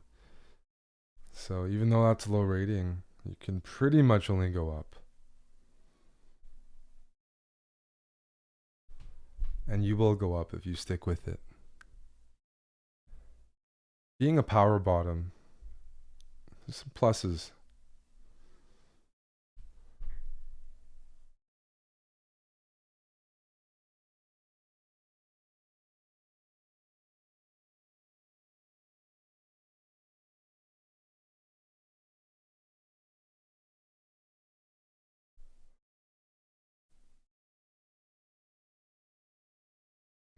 You bought Chess Prom merch and went from 333 to 2000. Absolutely. And more gains to come. Thank you, B8 Checkmate, for reminding the people of what upgrades are available to their character, to their champion.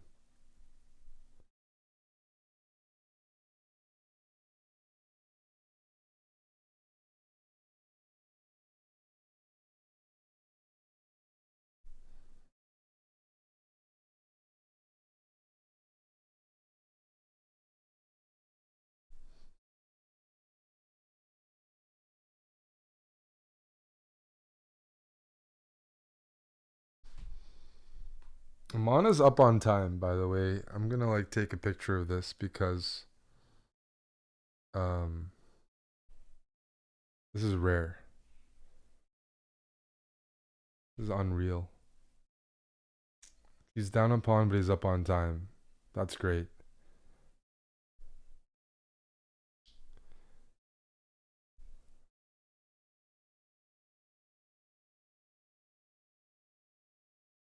There is a delay, yes. The delay is to keep you here longer. Where did Aman go? We do not have an Aman body cam, so I cannot answer your question.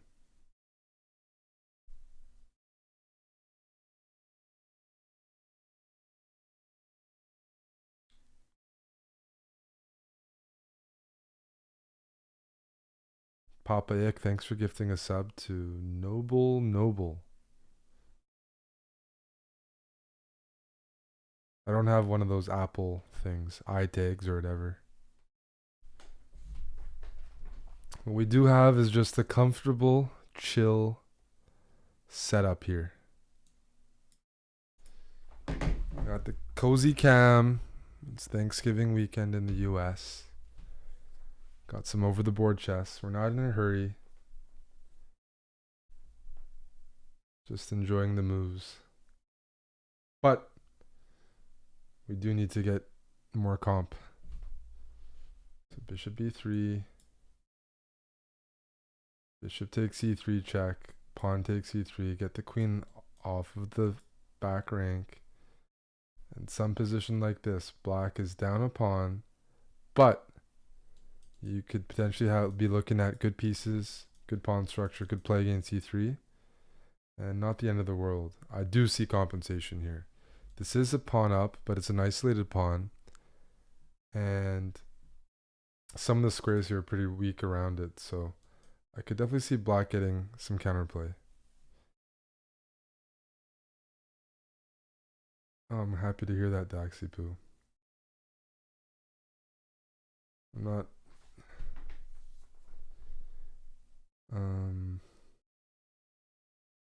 I heard Isan wanted Ryo kicked out of the tournament for unsportsmanlike behavior.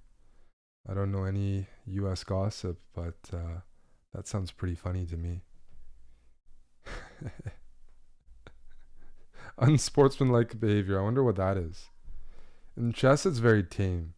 Chess is very conservative standards. It's not like celebrating. It's not like that. Like, yeah, I wonder what that is. If you knew what I did as a kid, it'd be. I was kicked out of events, and it was much more severe than whatever these kids are doing. Like, yeah, standing on your chair might piss off people, but chess is very innocent standards compared to other sports.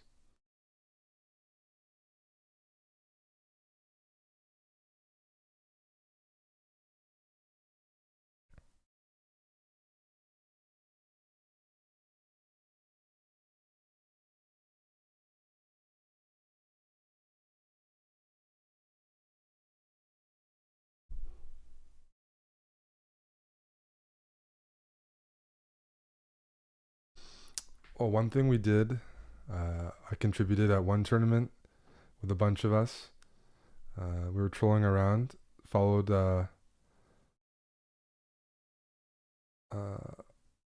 followed. This is just a random one that popped up in my head, but for some reason I don't think I've shared it. It involved the bathroom and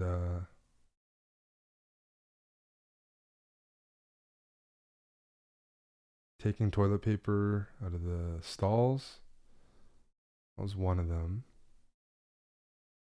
Another one was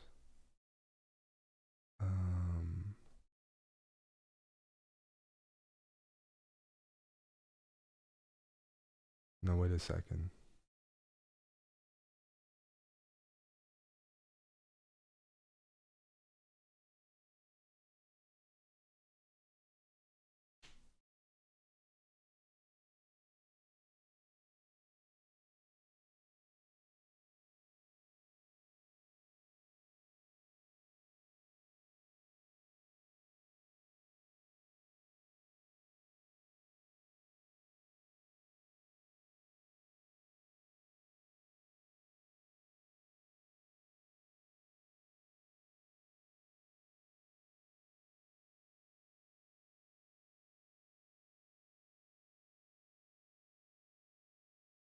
Yeah, I can't share all those stories, especially some of the bathroom stuff.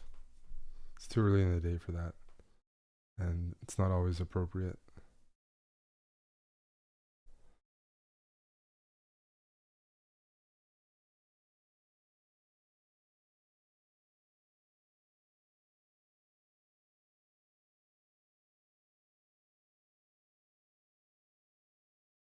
I've never played Levon over the board.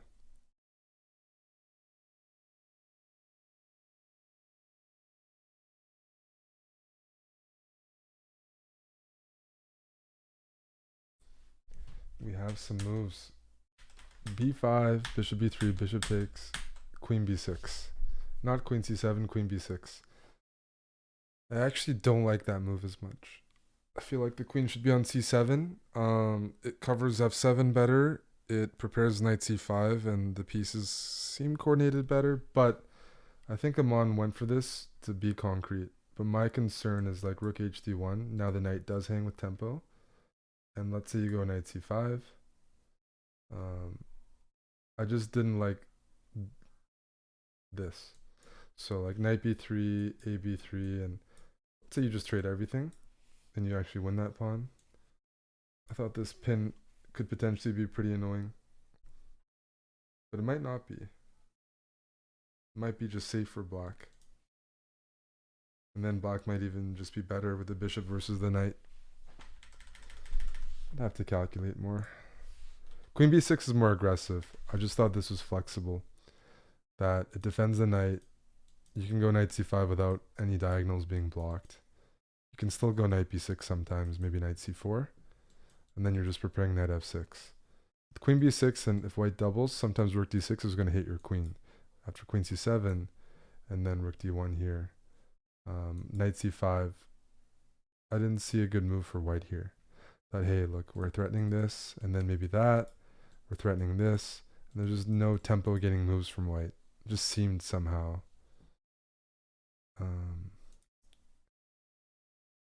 But that's just intuitively. They might both be good. We got a question. Is Danya in trouble? Well, I can check for you. His opponent was definitely coming at him. Wow. e5 here. This is where we left off. Knight e5, winning the pawn back. Queen sack.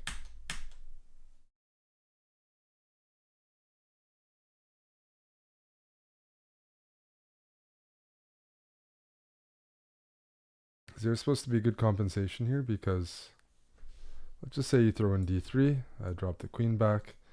You don't want to move this because it's defending d3 and it's pinned. So go knight f d7. Then go knight d2.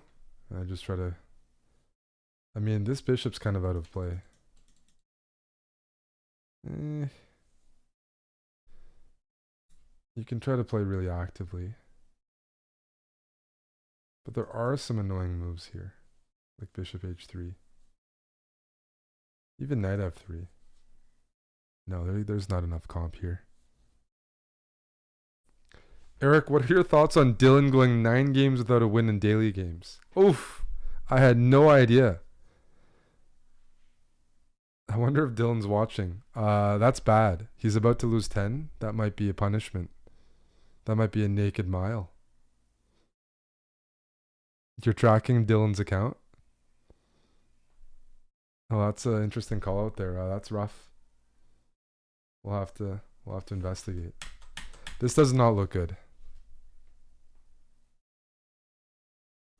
Karak Fire, can you please stop tagging me? It's not some sort of tag at Chess Pro and ask questions repeatedly session, especially if you're not subbed. Yeah, I don't even answer people who are subbed. No, but you're always like, yeah, that's like, if you want a question asked, tagging me repeatedly doesn't work. If a million people tag me, I'm not going to answer a million people.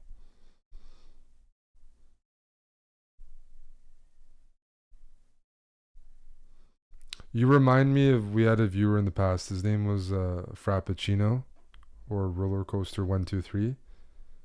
He's like a little kid. You remind me, he's like of him. He'd always tag people and ask why they're not answering. And just repeat the same things over and over.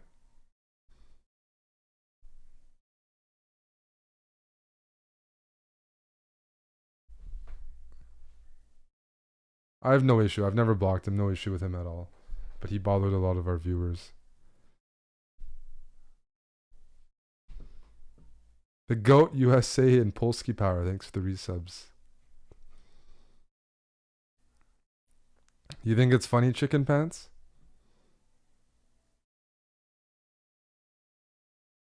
I think it's funny as well.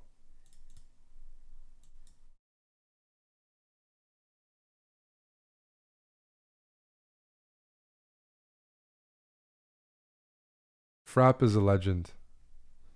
He's messaged me on Facebook, Instagram. I think he's messaged a girl that I was seeing one time,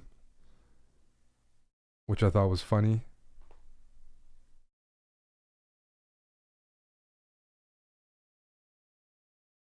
Yes, LinkedIn. LinkedIn message. Yeah, it can happen anywhere.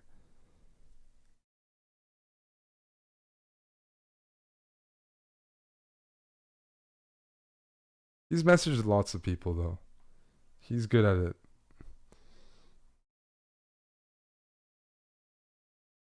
I respect it. I have not blocked him. Never have.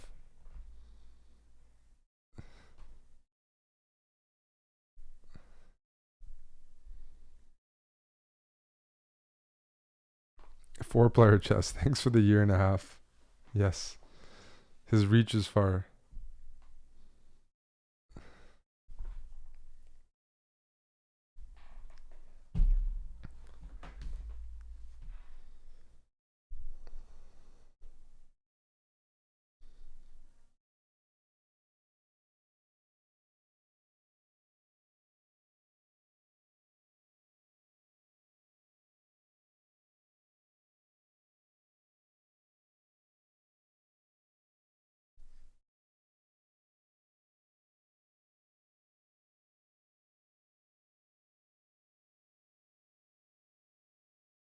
I just don't have the pace anymore, Bass Maniac.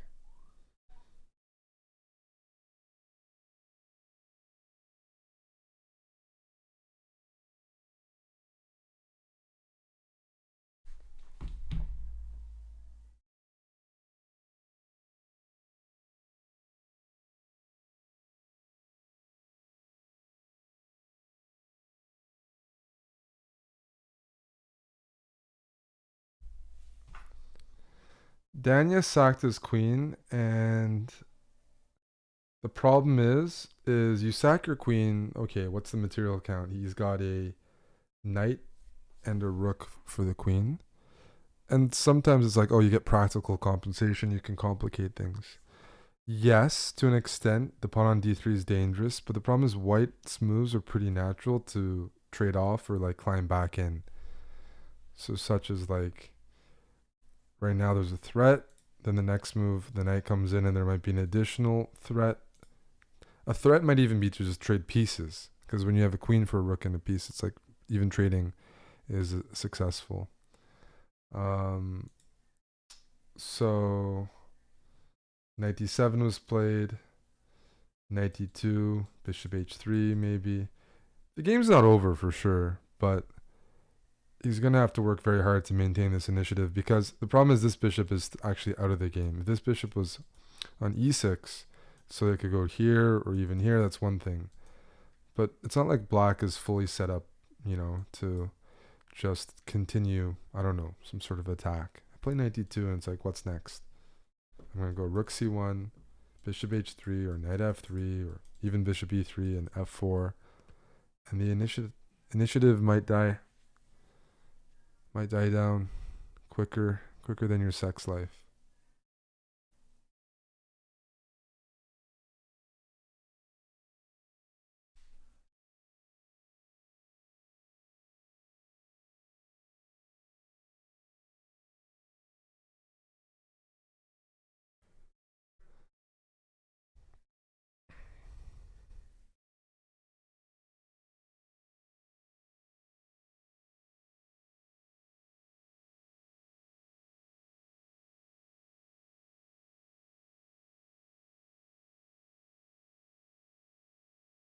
Let's see how Amon's doing.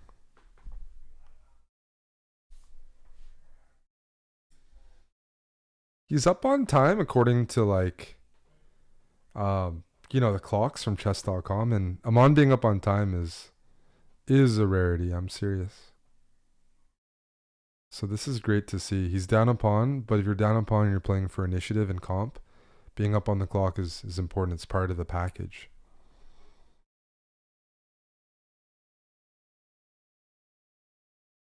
But they both seem very calm at the board. Oh, I see Ostrovsky in the background.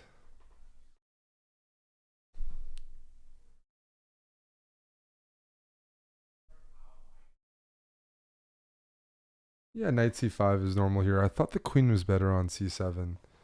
But I guess, Amon wants to put pressure on e3. It's kind of like the attitude. Do you want to win the pawn back right away, or are you just playing fully for comp? And with queen b6, you're kind of like trying to win the pawn back right away.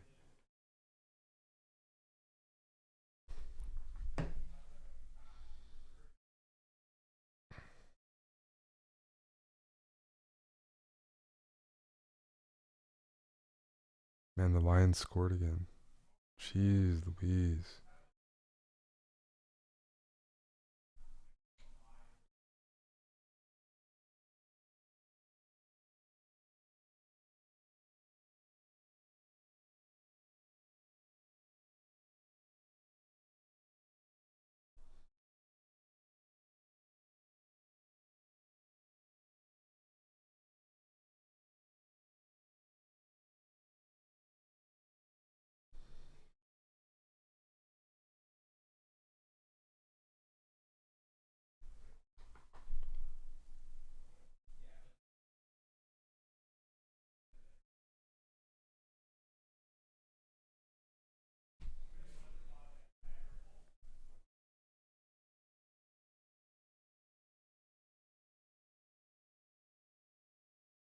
My wide receiver one this week is Christian Watson, picked from the waiver wire. I lost all my receivers. Cooper and Michael Thomas and oof.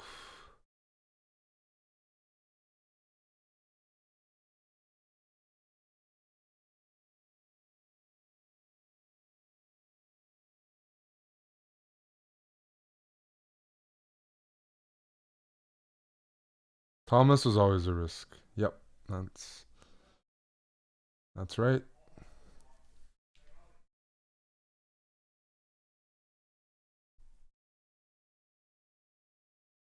That's why he's not drafted too high. So it wasn't like I drafted him super high.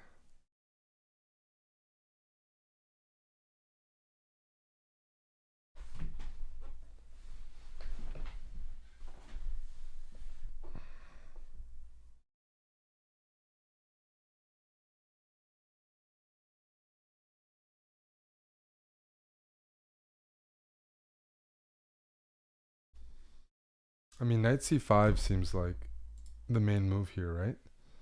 Otherwise, you're moving your queen back.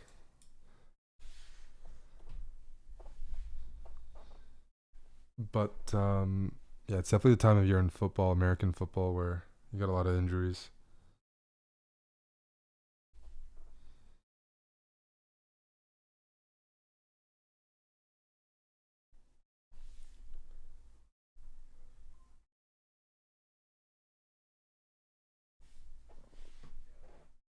There's no second time control. What they have is what they have.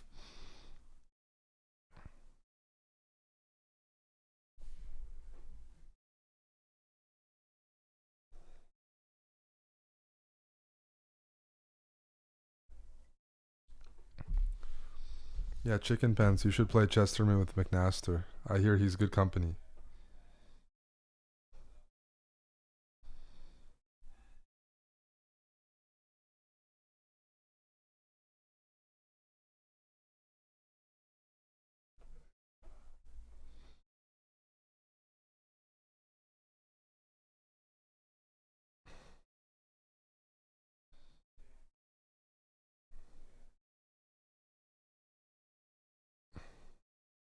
This sometimes happens when you're like swiping on Tinder or whatever or Bumble.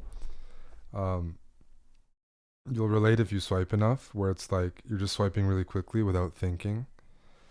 And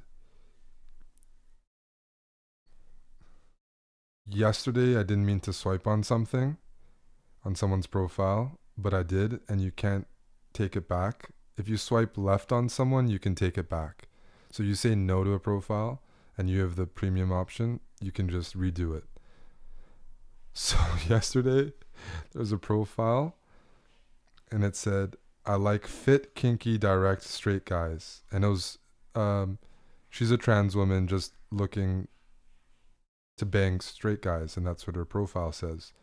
And I meant to swipe left, but I swiped right and I couldn't do it back. And now I have a message. Um, I was just reading the description because I thought it was funny that if you're a trans woman and that's your profile, you were a guy before, a gay guy before, right? And then you become trans, a trans woman, but you still want to bang straight guys. I thought that like, and I was like processing that, like, what's going on there? But my swipe went through.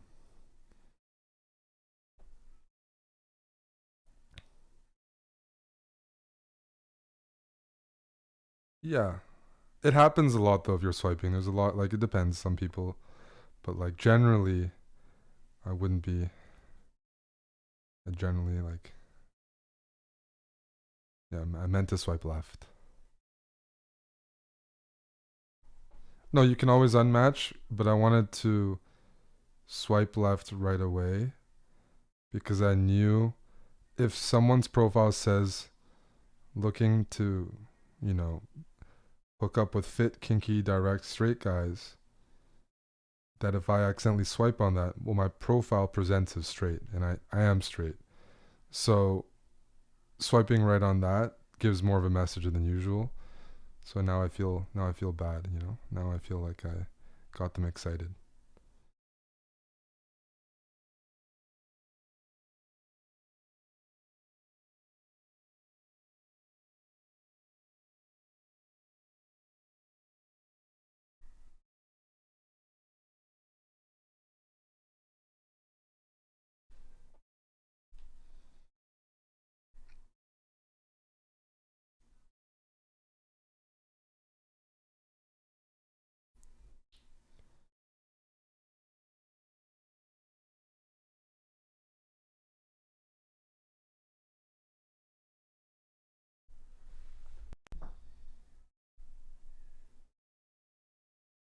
Alexandra said Eric not straight, said Saifi.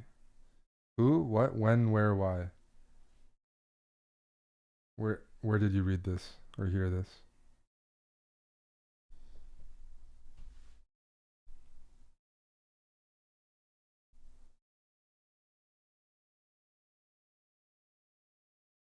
I lie a lot online. Okay.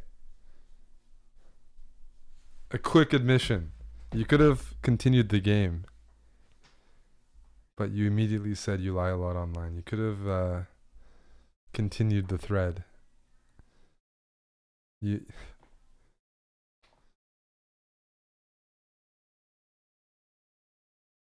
a missed op, some would say.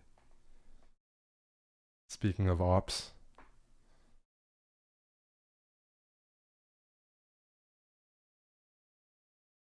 Chief is angry, eh?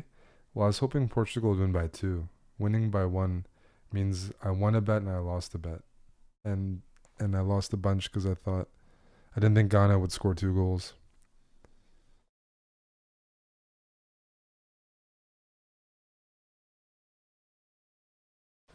I expect Rook D6 here.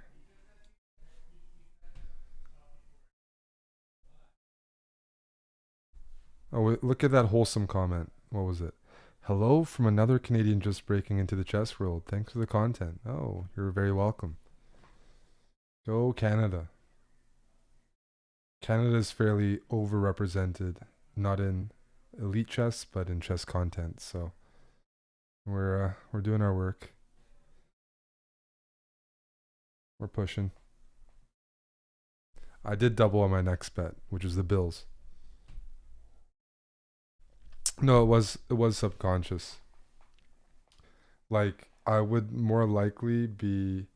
It's more likely if I had to pick between the two that I would just straight up hook up with a guy that looks like a guy than um in this case like a pre-op trans woman or like even a lady boy. I'm not into that. I'm not into drag queens or like even if I was like yeah, that doesn't do anything at all for me. Even if I try hard to visualize, it doesn't.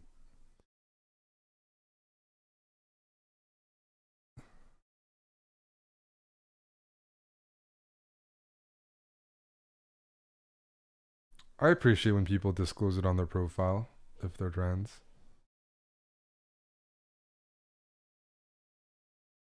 Yeah, I do.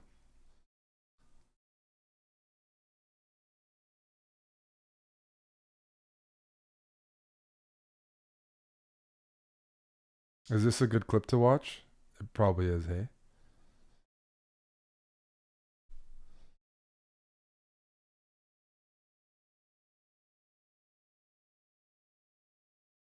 Don't forget about Bishop F1. Yes, Temptation Island clips.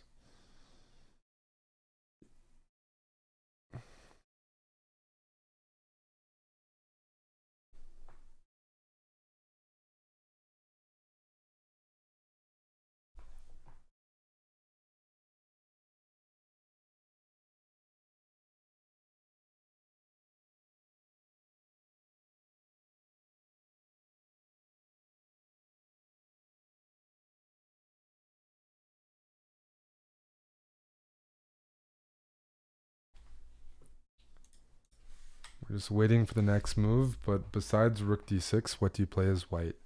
You want to move this rook, right? To open up this bishop, but also just the rook is on a light square, ready to get attacked by black's light squared bishop. Rook d6 moves out of the way, and it's with tempo.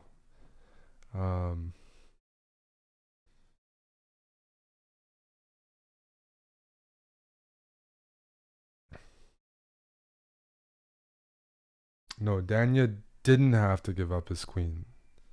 That was entirely on Danya.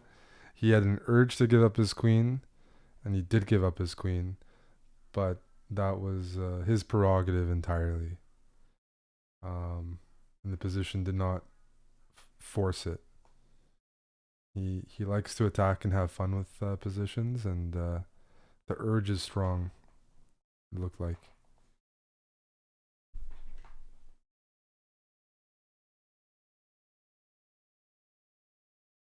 Yeah, if you go rook d6 and we play through this variation, knight takes b3, a takes b3, queen takes e3 check, queen takes e3, rook takes e3, rook d8 check, king h7, materials even.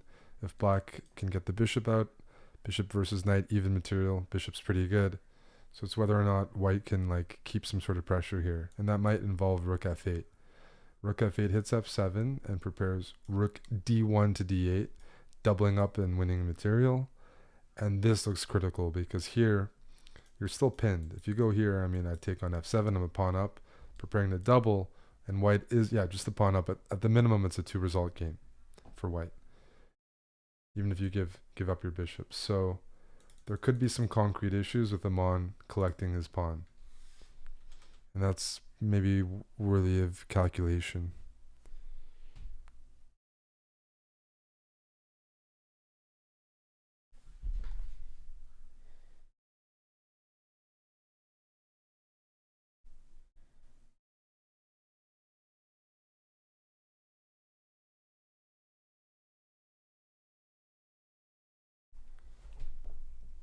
Just give me a 10-point Bills win and we're all going to be happy. Just a 10-point Bills win. Okay? All right. When time gets slow, you still have to write down your moves because you're given 30 seconds per move. 30-second increment. Well, it's white's move here, at least on the DGT board. There is a delay.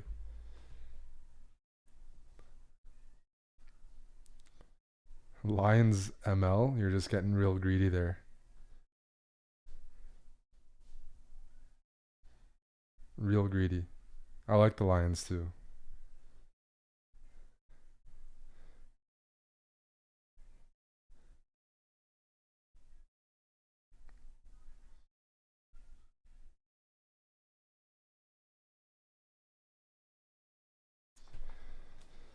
All right, Brazil, Serbia. Just started. Can these guys hurry up so I can watch? You know, there's a couple things coming up today. There's another round of this event. We'll be here. I'll be here. And then later on in the evening, there might be a match played on this channel. Might not feature me, but it might feature a couple high energy individuals. The board is not up to date. Thank you for letting me know, Bibaman.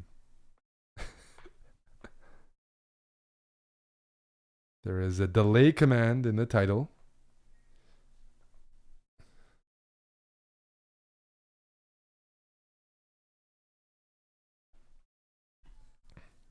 It's a Nordiques jersey. Joe Sakic.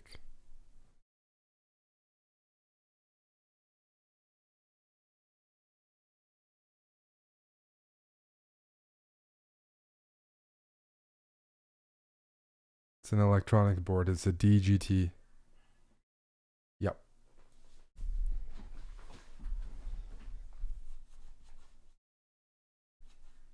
Is Aman's opponent really under 5 minutes, or is something wrong with the broadcast here? Because Aman being up 20 minutes is unheard of to me. Is Aman's opponent... It's actually not that common for some of these kids to be in such serious time trouble. Because it says here it's 26-5. Duratz chess. That thanks for the prime, and he says chess bro Germany. Appreciate that.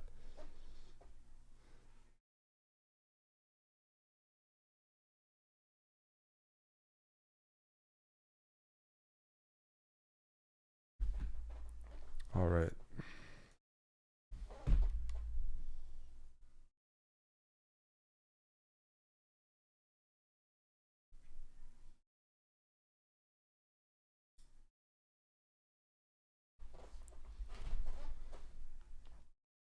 Go, I'm on.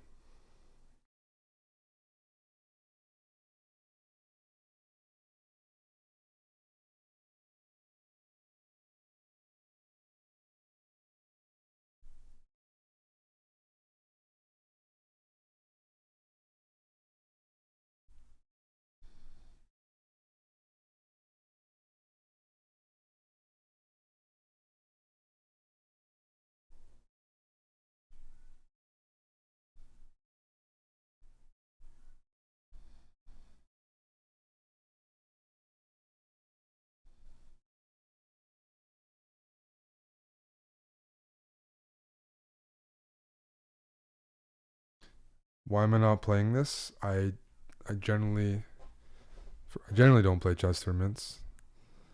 And when I do, I like to play strong events. And then 3, we don't usually both play tournaments at the same time, because then there's no one home and I have to work. And then 4, I don't like playing in the US because it's 2 games a day. And 2 games a day, I don't enjoy anymore. Plus, just running the business, I don't like playing for 12 hours, like, and not being able to check things. But yeah, it's not a. I would be one of the top seeds in the event, and I like to play like strong tournaments.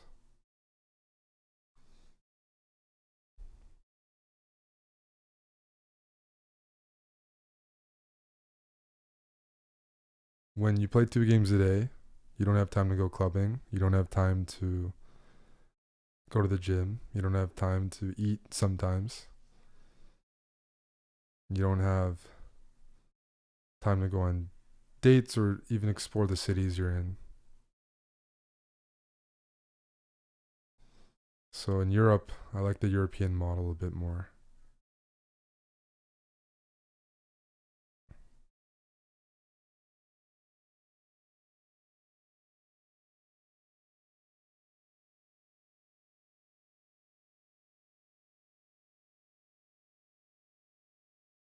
No, getting old and playing 2 games a day doesn't have to do with age. I stopped playing in the U.S. Opens when I was 20 years old, and that was after having good results there. So I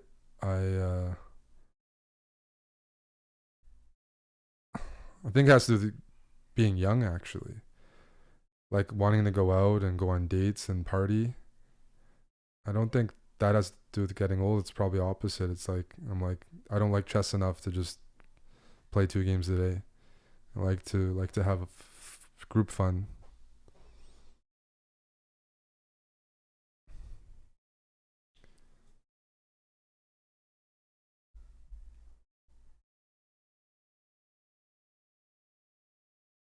Will the merch be restocked for the holidays? Yeah, there's a lot coming in.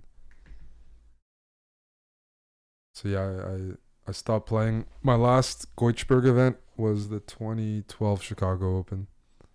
So already 10 plus years. Cause I don't like. Yeah, I just like to have fun and do other things during tournaments. But I gain a lot of rating in the U.S.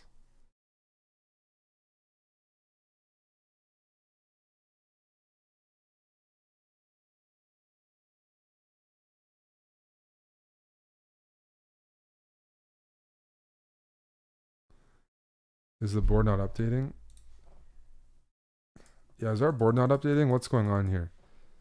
Our board is not updating. You're completely right. It's not my fault, I swear. Let me refresh chess.com. According to chess.com, Amon's opponent has flagged, and Amon has 26 minutes, and we know that's not the case.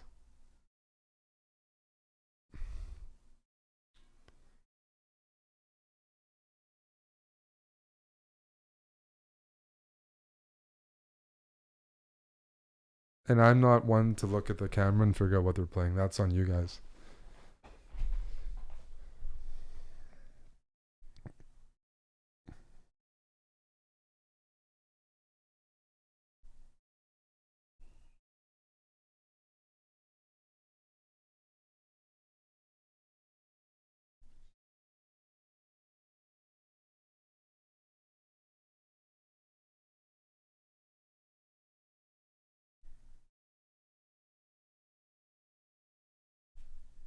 Is it true that some players buy norms? Yeah.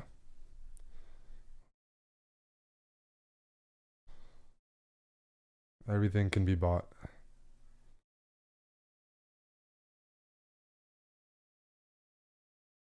We're just not getting moves here. Maybe if we get some subs, it'll fix it. There might be some positive correlation there. Twitch Prime subs and the moves coming in.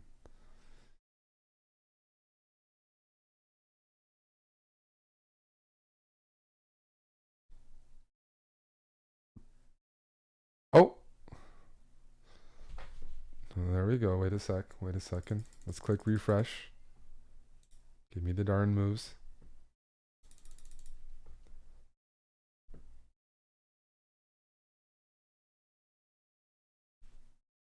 Let me investigate. Tim Cannon coming in with a 20 bomb.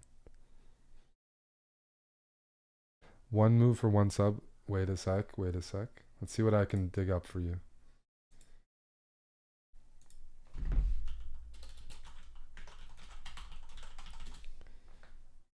Where is it? Mariusz, thank you for the 2 gifted subs. We're trying here. We're trying.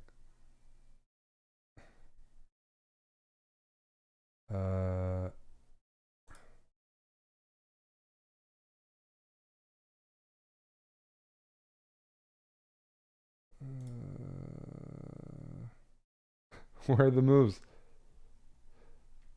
I'm checking other sources too. I'm trying my best here. What I do have for you is updates in Danya's game. Let me offer that as compensation. How's that?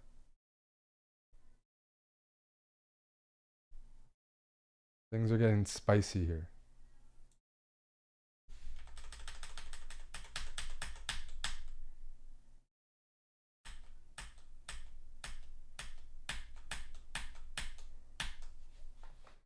This position is not looking good for Danya. You trade. Trying to get the bishop in. This pawn on d3, if white wins it, game's just over. But if he can somehow hold on to the pawn on d3, then that can definitely cause some problems and create some counterplay. The moves should be coming in any second. We got 22 subs. Should be in any moment here.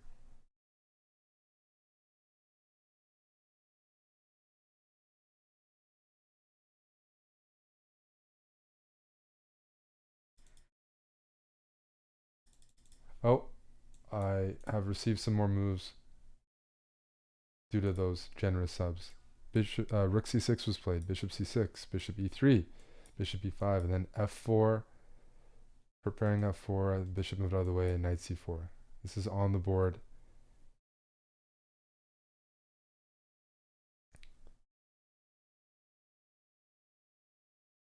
And now knight c4, bishop c4 I expect.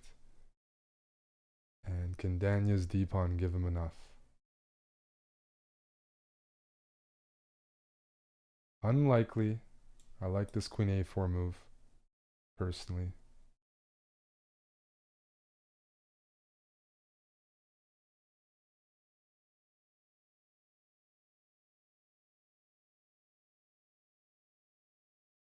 d8. And then the queen slides in. Shouldn't be enough.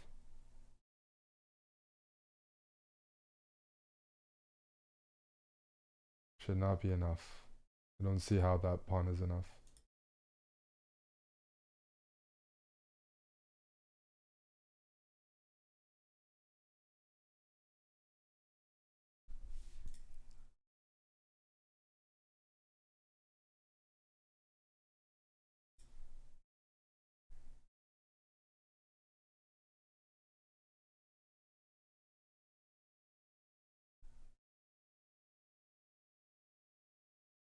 Shows here that Amon's opponent played queen d2, which is a funny looking move to me.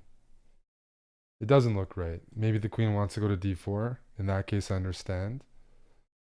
But let's say bishop b7, rook d6, queen c7, queen d4. Okay, okay. He wants to triple up.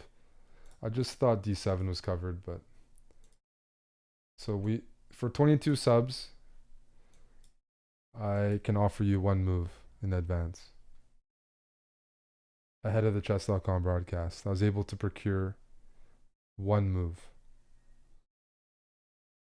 This is the current position on the DGT. But I do expect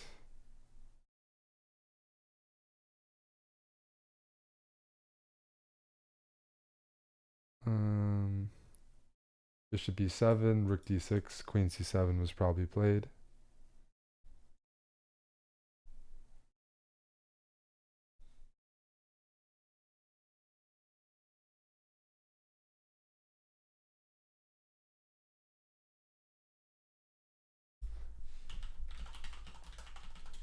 Moves are expensive.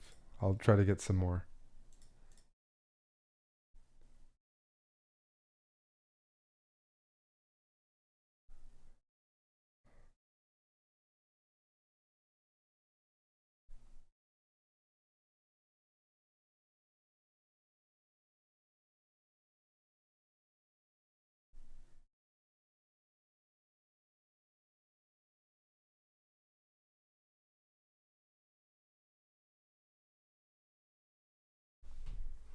Oof. I think the broadcast, something died. A lot of games are kind of frozen.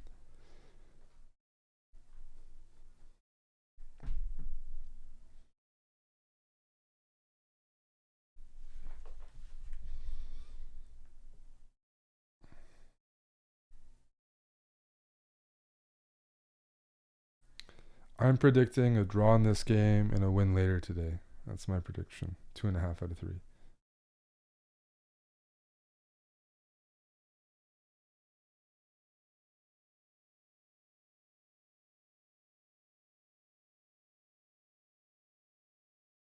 I need some goals from Brazil as well, hey? Cheers.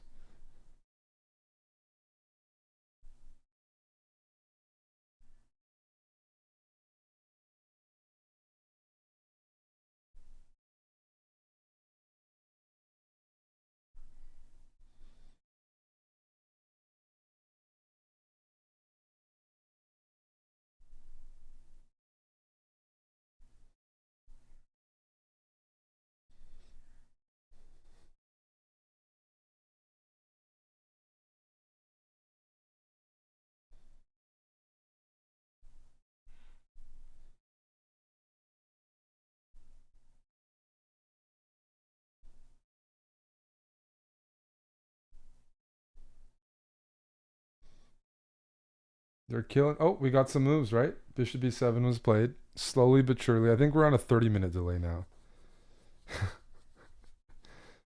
Maybe they've increased the delay. This feels like 30 minutes. Eric, get us the moves. This is outrageous. I can't.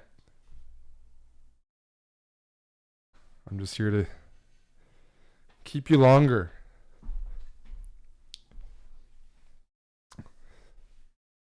Yeah, we need to start stopping Detroit and putting up some points.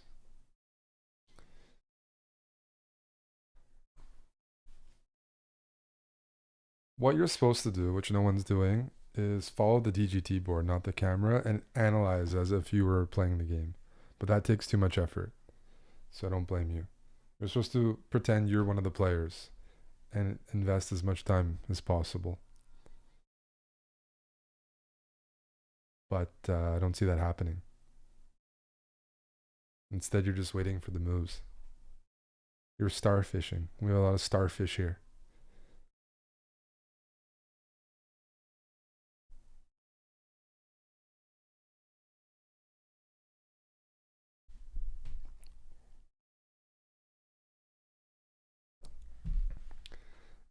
before Christmas we won't get Yasser because I mean we gotta get to 300k followers and not enough. But maybe after Christmas, hoping hoping a few of you guys do follow on Twitch and YouTube so we can get that number up and bring in Yasser.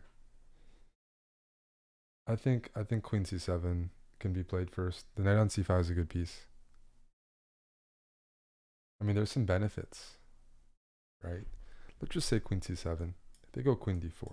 Now I go Rook C8. I'm threatening Knight B3, Queen C2, checkmate. Great. Fantastic. I want to keep that threat.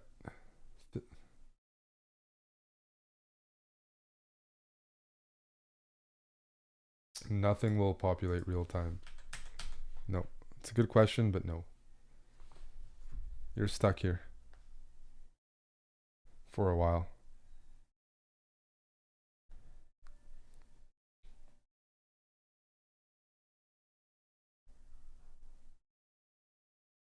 Here for a good time, not a long time. It'll have to be a bad time and a long time.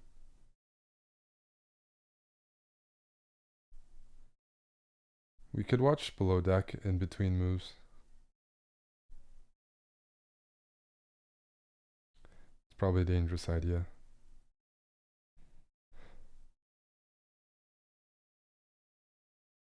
Probably too dangerous.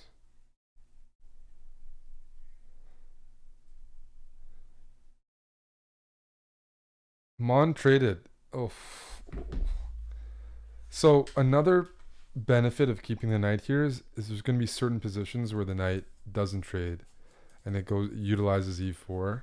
Trading is not terrible at all. It's definitely like one of the two moves I'd play, but it's not as tricky because it releases the tension earlier. That's what I don't like about it. But do I think Amon's position is fine? Yes. What happened here? What do you think? This? Is this what happened? They just traded everything?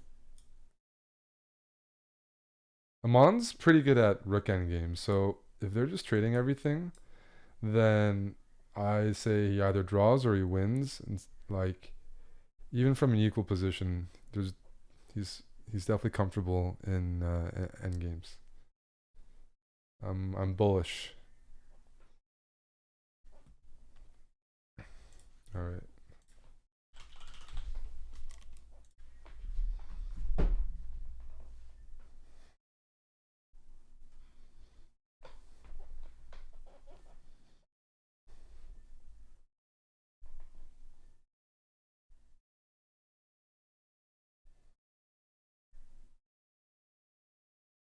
We can be optimistic because he won his pawn back. His pieces are getting developed. And his body language is pretty decent.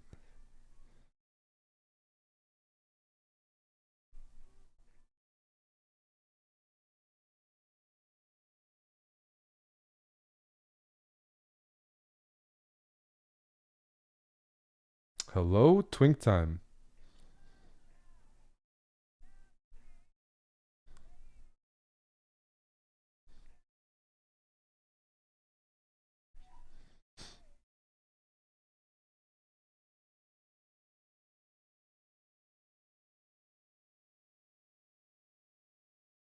I would not trade my bishop unless it was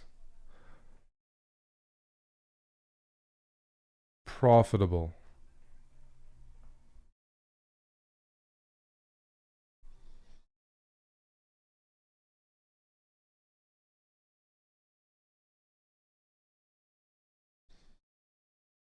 I'm begging you.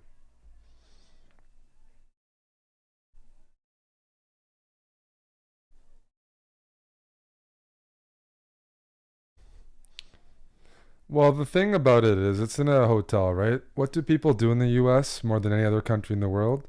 They crank the AC.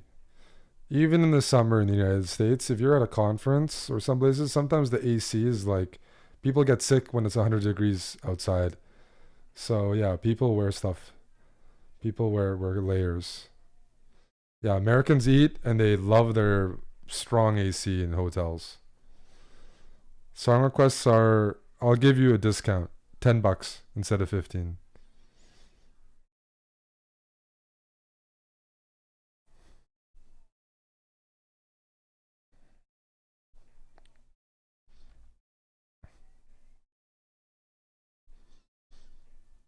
I'll give a house discount, happy hour, because it's early in the day. $5 off song requests. They're down to $10.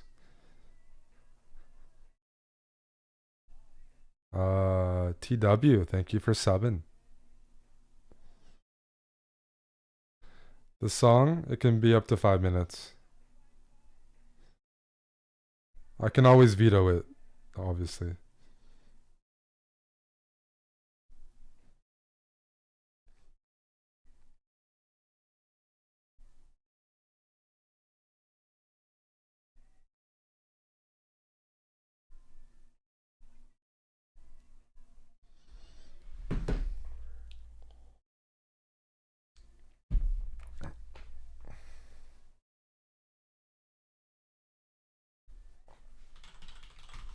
Guys, we need some energy. This is a critical part of the game.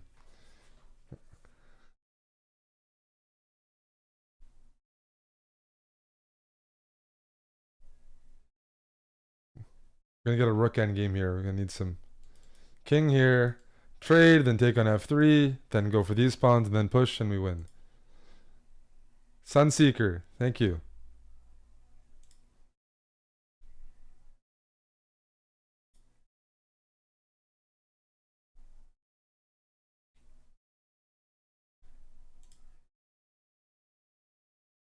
King h7. Go, go, go, go, go. The bishop can be better than the knight, by the way. If Amon gives it up, it's for a particular endgame, but otherwise, bishops are long-range pieces. There's pawns on both sides of the board. There's pawn races. They can move more effectively.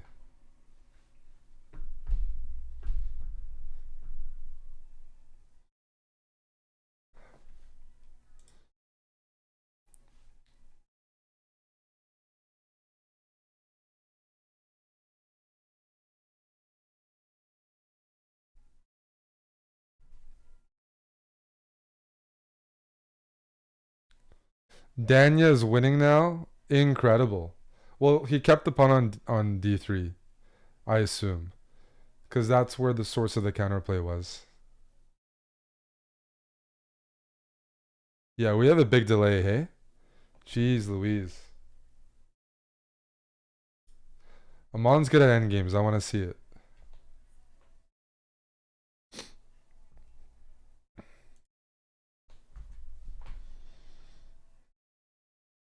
Told who?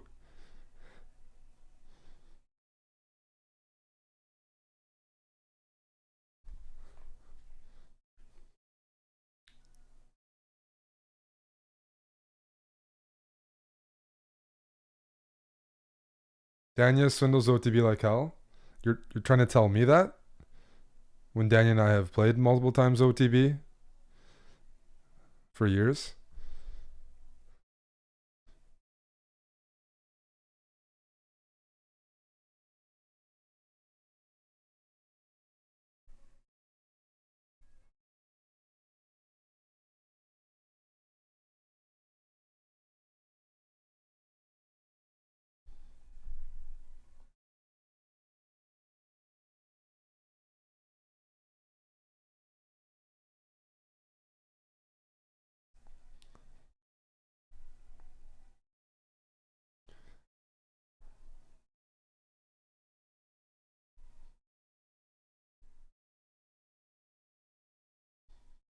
Yeah, the first time I played Danya was 2009 World Open. So, we've played tons of games. 9 Marcy, thank you for the prime. Sunseeker, thank you for the prime.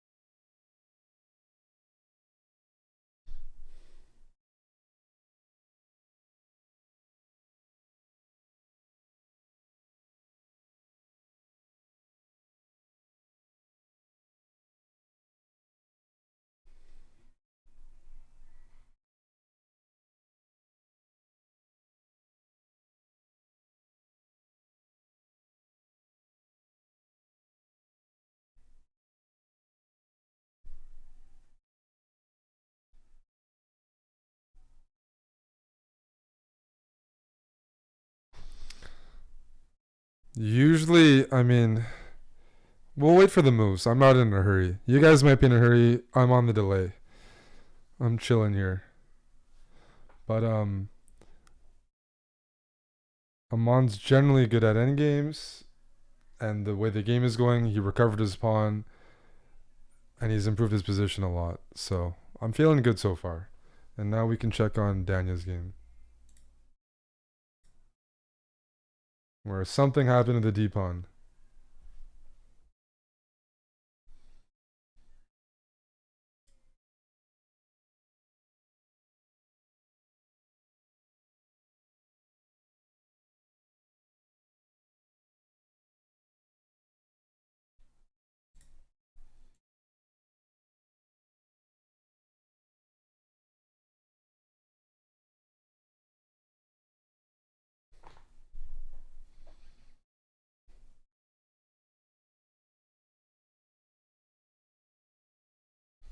Yeah, so just knight f6 is the move here. Because if you play here, then I have check. You can't go king f2 because then I take with check and I queen and I cover all the mating, back rank mate squares. But if you go here, I believe I have bishop f1 check and king here. He runs into queening with check, king here, runs into the same thing. And king g1, just bishop h3. And that's checkmate. So just you can just sack all the pieces. But this position is very funny. So white played queen c1 instead of queen a4. And that's just provocative. Let's see. Oh man. Danya's this d2 move preparing bishop c5 check if you take. I mean, you have to just avoid the temptation and play like queen here. And then after then you're doing fine. For example. Yeah. In time trouble it's easy to miss some details. But I let's just say white's radar wasn't very good for a couple key moments. Because well, Danya didn't play knight f6, he's going for this, but you know what black's going for.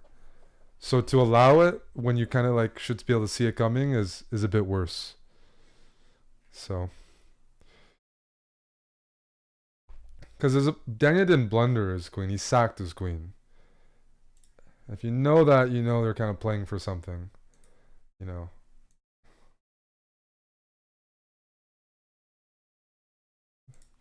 They have some belief in compensation.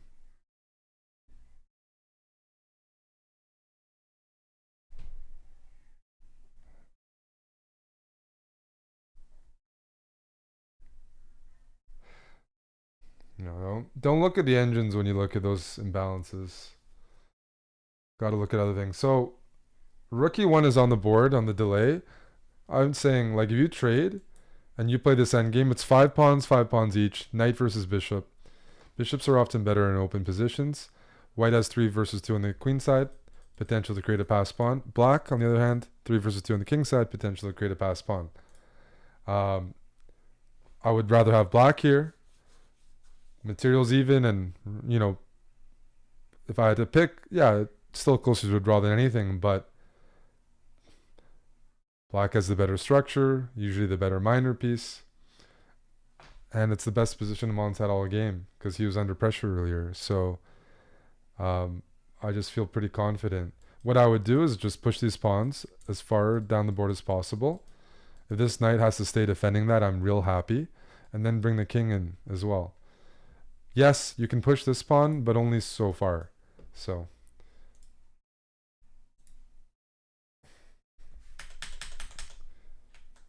also, putting your pawns on dark squares with the light squared bishop makes a lot of sense. Then you control both squares, both colors. I'm liking what I'm seeing right now.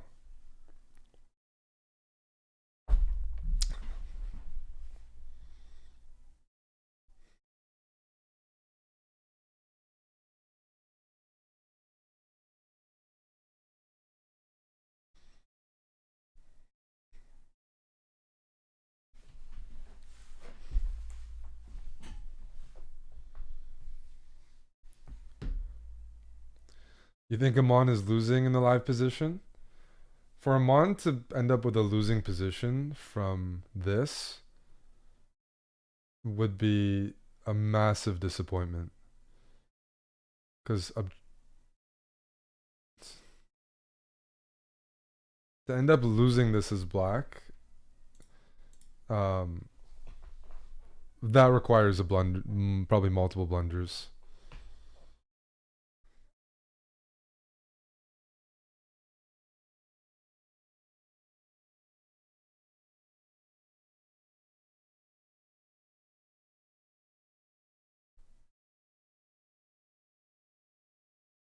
I mean, yeah, again, bishop is generally better than the knight with pawns on both sides of the board.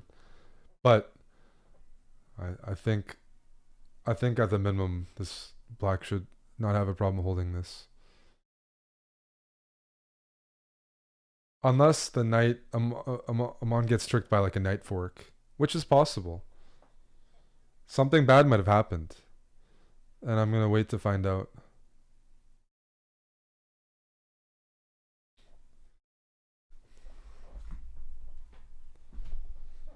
I don't have any thoughts of who will win the event. I haven't looked at the standings. Or yeah, I just don't have any thoughts towards that. There's like 30 GMs playing, 2,500 ish.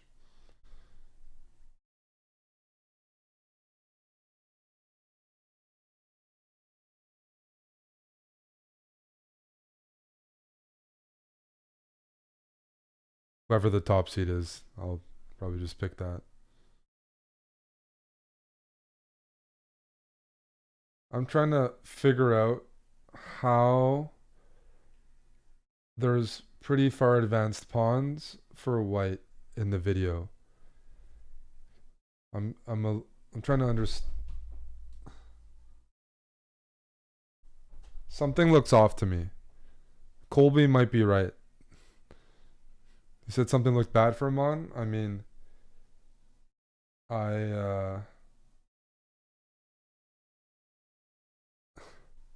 my head hurts from trying to figure it out. But okay. I'll say if it's a draw, that's normal. If Amon loses this, that's real rough. You get 30 seconds after each move.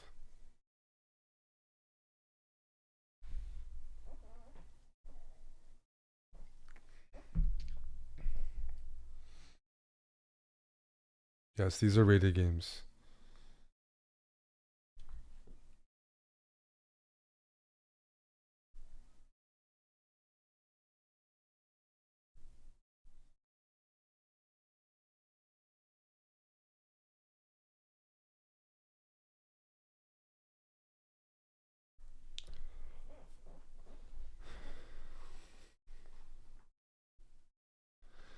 The kid's king is moving down the board.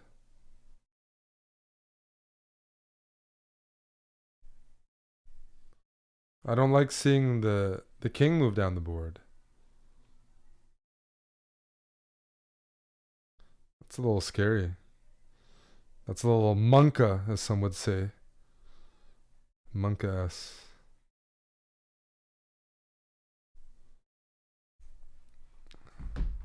Amon's going to queen. Man, the variance and what you guys are saying is funny. Someone's saying Amon's going to queen. Someone's saying Amon's losing. I'm just waiting for the delay. But I'm really not used to Amon messing these positions up. I can really say that.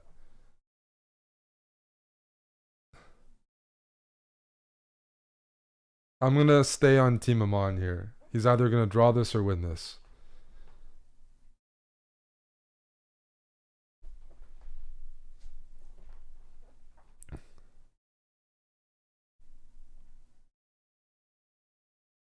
But I'm not looking at the camera.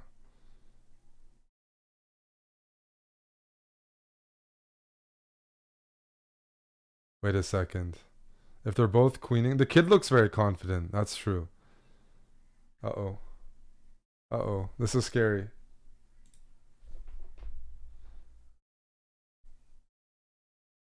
They're both queening, but then I'm on. Okay, they're both queening. Oh no, that's no. This isn't good. White queens first. They have an active king. They get the first check. No. This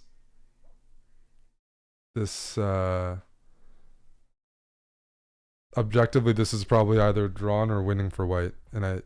Uh-oh. It's okay, guys. We're on a 30-minute delay.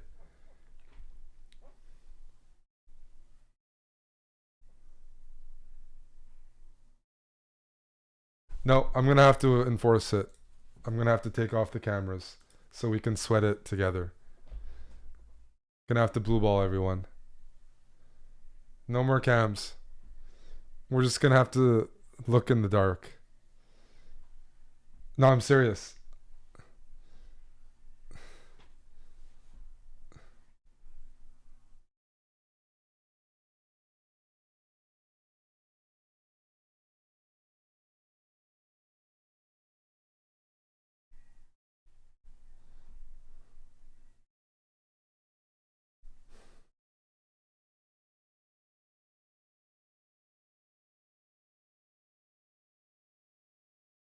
I actually want to see what happens, like how white ends up getting a good position from this. Like, okay, in my head, the only way is to like put a knight on d3, play g3, and get a knight on c5 and get all the blockades in. But um,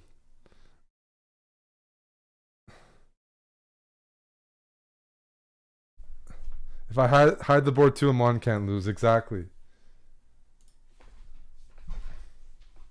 Something bad has happened. Something bad has happened. I'm concerned.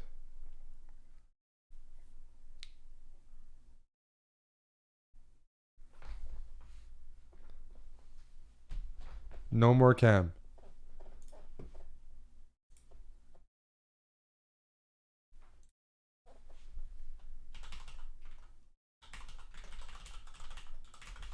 It has to be earned. Cams have to be earned. We're gonna see what happened in this endgame. So the concern here is that I don't know if Amon can trade the bishop for the knight ever, because in that position, white will be able to play b3, c4 and get a protected pass pawn, which is worth more than a 3-on-2.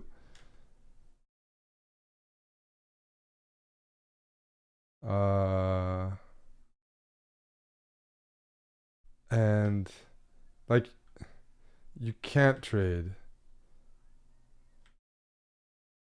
But then what went wrong here? I thought this like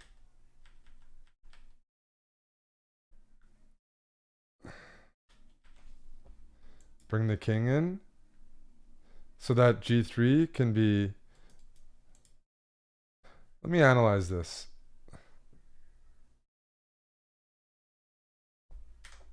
King e4, king e3, g3, b4. Sorry. Did I completely misevaluate this? I thought black would definitely be able to hold. Can you like just push? Like, is this the concern? No, but then I can go here because that's not the same endgame. So here, here, here, here. No, it can't be this because even here black is.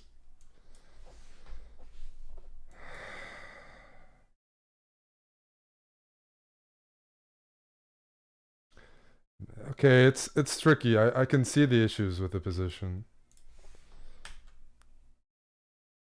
F5 might be a inaccuracy, even though it looks normal. But the problem with this setup is you can't put pressure on this, and then the knight's free to mobilize.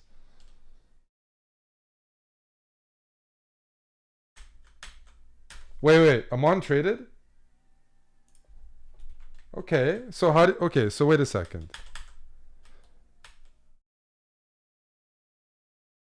Is trading losing? What? My head hurts.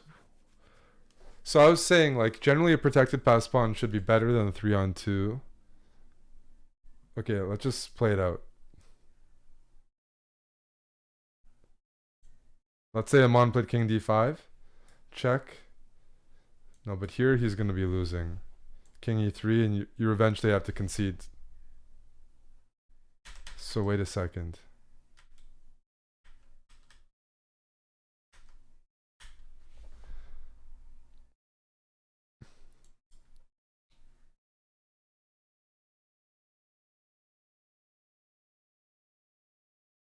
You have to take with the king.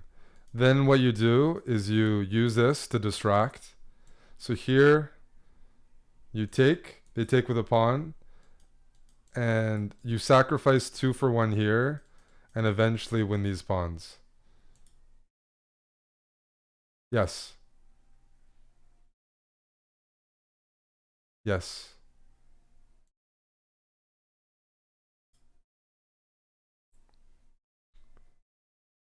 Yes. All right, let's see what Amon did. King e3.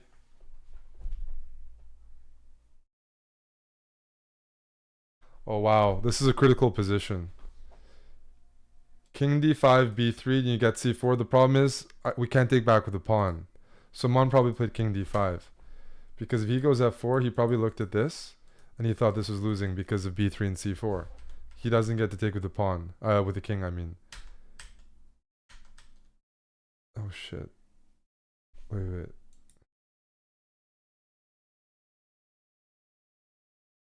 So how does this go?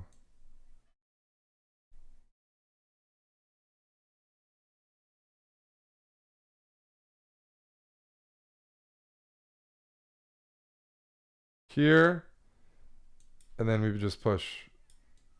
And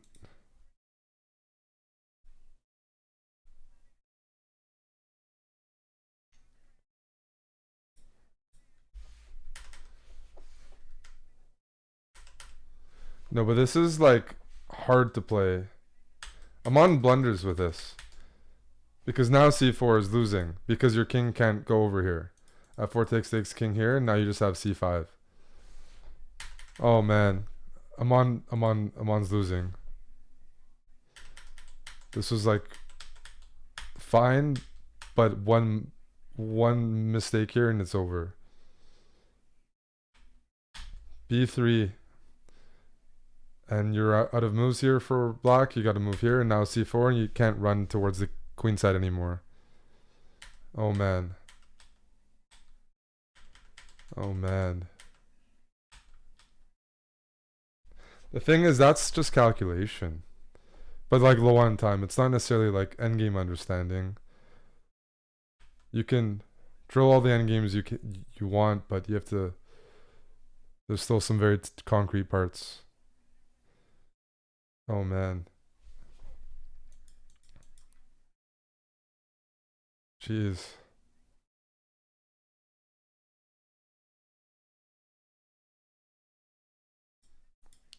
Going for this is like.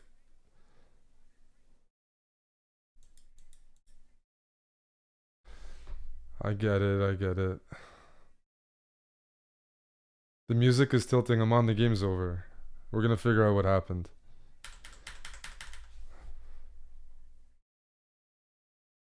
Yeah, 2200 kid is likely to be able to calculate the endgames pretty well. Most of them.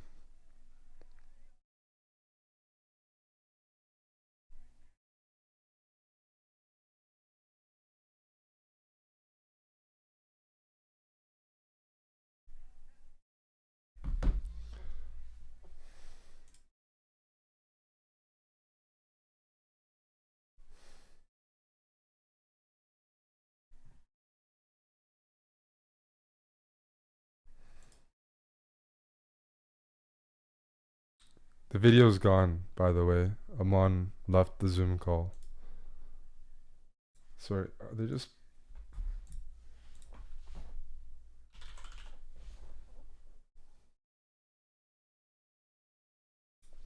It would not. It's not going to be healthy for the rating. This is what happened. King here. Oh no, no, no.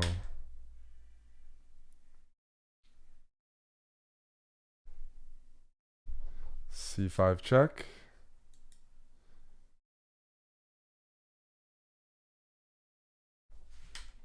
Probably he played h4. I don't know. But this is just. This is losing, no matter what.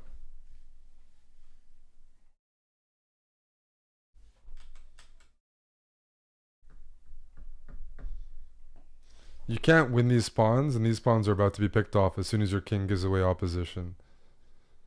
King e6, then you can even. I'm guessing his opponent. You can go see, like, probably everything wins. It's just the structure is. At some point, white will be able to play c5 and just pick off these pawns while black's king has to deal with it. I mean, it's almost. I messed up an endgame in my last tournament. The reason this isn't winning isn't because of this. Well, it could be, but you could also just go a5, and at least you've split past pawns. So even though white has connected past pawns, you're going to get a queen yourself. So it wouldn't be b5. You're definitely looking for kings. This is tempting, because after f4, you can take and just actually walk the king back and win. Just, the king is going to go for this pawn, and black's king can't go for any of, just can't get in. So maybe that happened. c5, okay.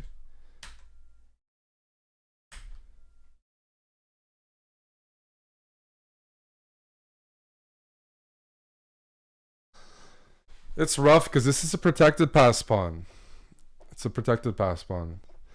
So white can make anything. Yeah, this is losing for sure. King f6, you can do anything. This is not a protected pass pawn. This was a protected pass pawn, it'd be a draw. But it's not. How much rating does he lose? I have no idea, dude. You have to plug that into a calculator. I shouldn't say I have no idea. He loses a bunch of rating because his an opponent 200 points lower rated, but outside of that, I don't know. He loses a bunch. It's somebody 200 points lower rated. It's not healthy.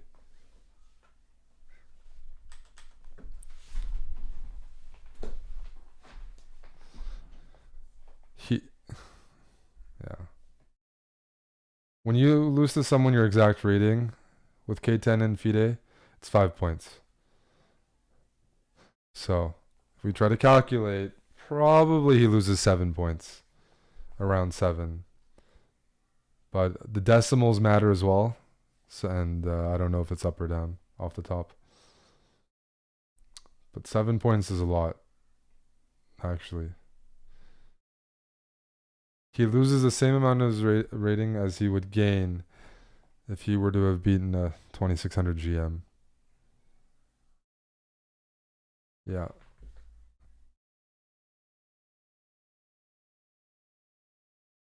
Yeah, the king can just go back here. Sorry, not this. You can just queen and win. So the f pawn, the king's on the wrong square.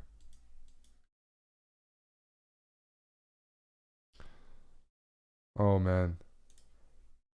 We're going to see this play out. He loses like minus 20. No, you can't lose 20 points. He's K10. I can definitely confirm that. You can't lose 20 points FIDE in one game as a K10 player. The reason his K factor is lower, anybody over 2400 FIDE has a lower K factor. So you win and lose less. Fewer points.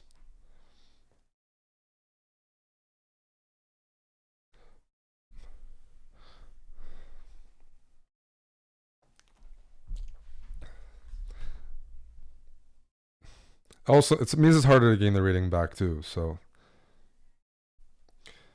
Oh, this isn't looking good. Shiza. I don't have a camera to show you guys. The camera finished a while ago.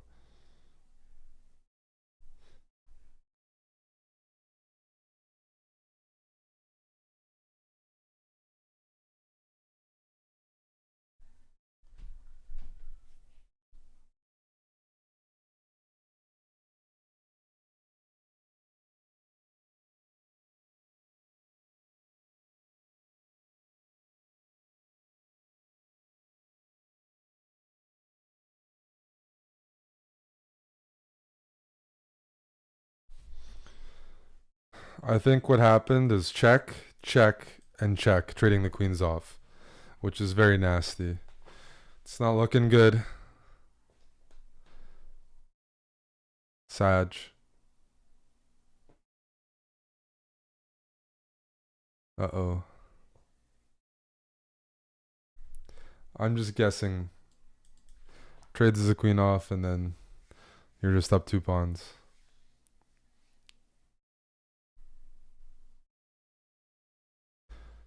It's a pity about the delay. I don't know how to fix that. I wish I could tell you guys. I'm connecting the camera through Zoom. I don't even know how to set a Zoom 15-minute delay when you're just getting like a video feed indirectly.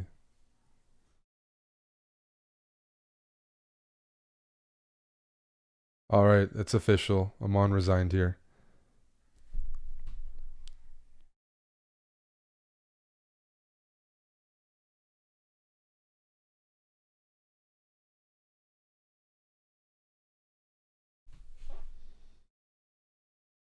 No more music. Music is down.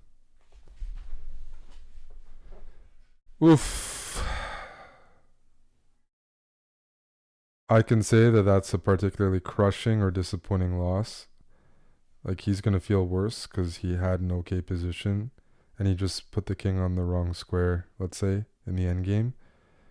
And that, like, he played well, and then just in time trouble, he put the king on the wrong square where he had to be precise. But that was one of his better positions in the game. Like, and he knows the game position was fine. He just made the wrong move, which happens.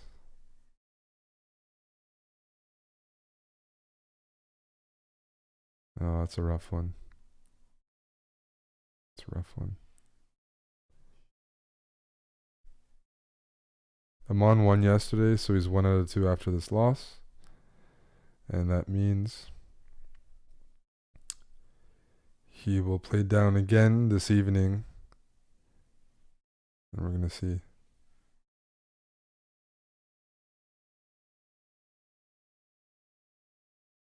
It's going to have white, at least.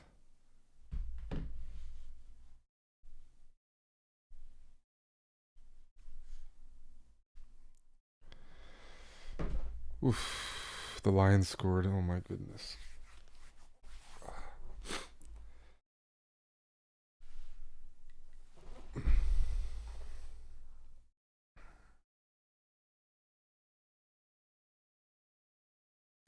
He proposed banning some subs and plebs before each game as a sacrifice.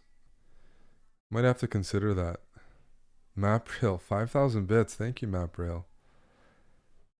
Sacrificing some subs and plebs before each game as a sacrifice. Following the Aztecs, the Mayans, the blood gods demand more. Frozen, no, the game is over. Interesting proposal. I will consider it. The problem is Aman's playing. These kids are good, you know. Getting paired down isn't particularly easier. A lot of these kids are underrated, so it's not an easier game necessarily. Especially with how ambitious some of these players are.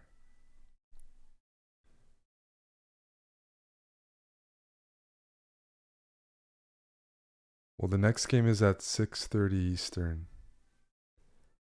And we'll be back. Round 3. Bit of a rough finish. Might have to turn the camera off next game and just, or use it off and on.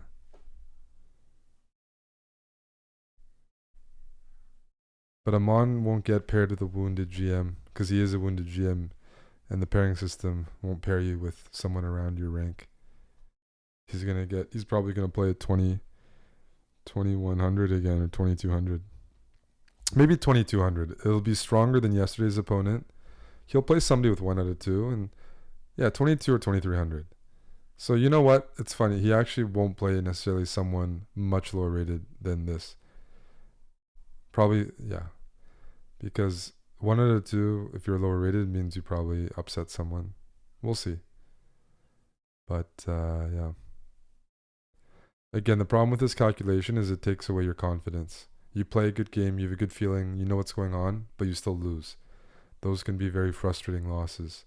Because it's like happens from rust, but it's not because you were like felt like you played terribly or you had no chance. You just couldn't play one critical move, one juncture in the game, and even though you felt like you were in control.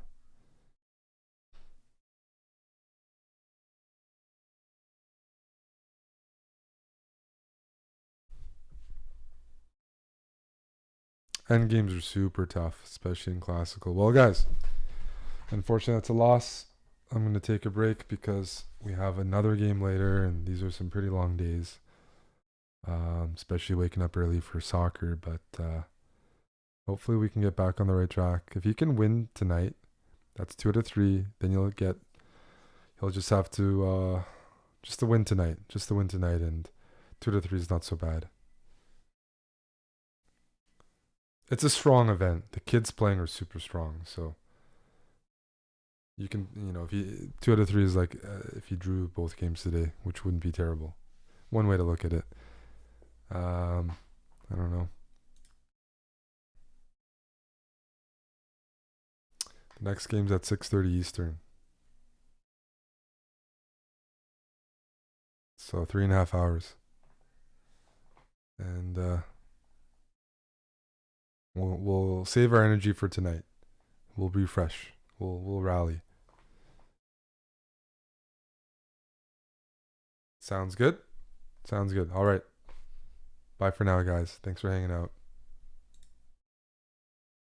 Appreciate ya. I liked Amon's opening, and Amon's position was objectively okay. He will not regret the opening. We're gonna raid Johnny B. He's streaming. Go, John.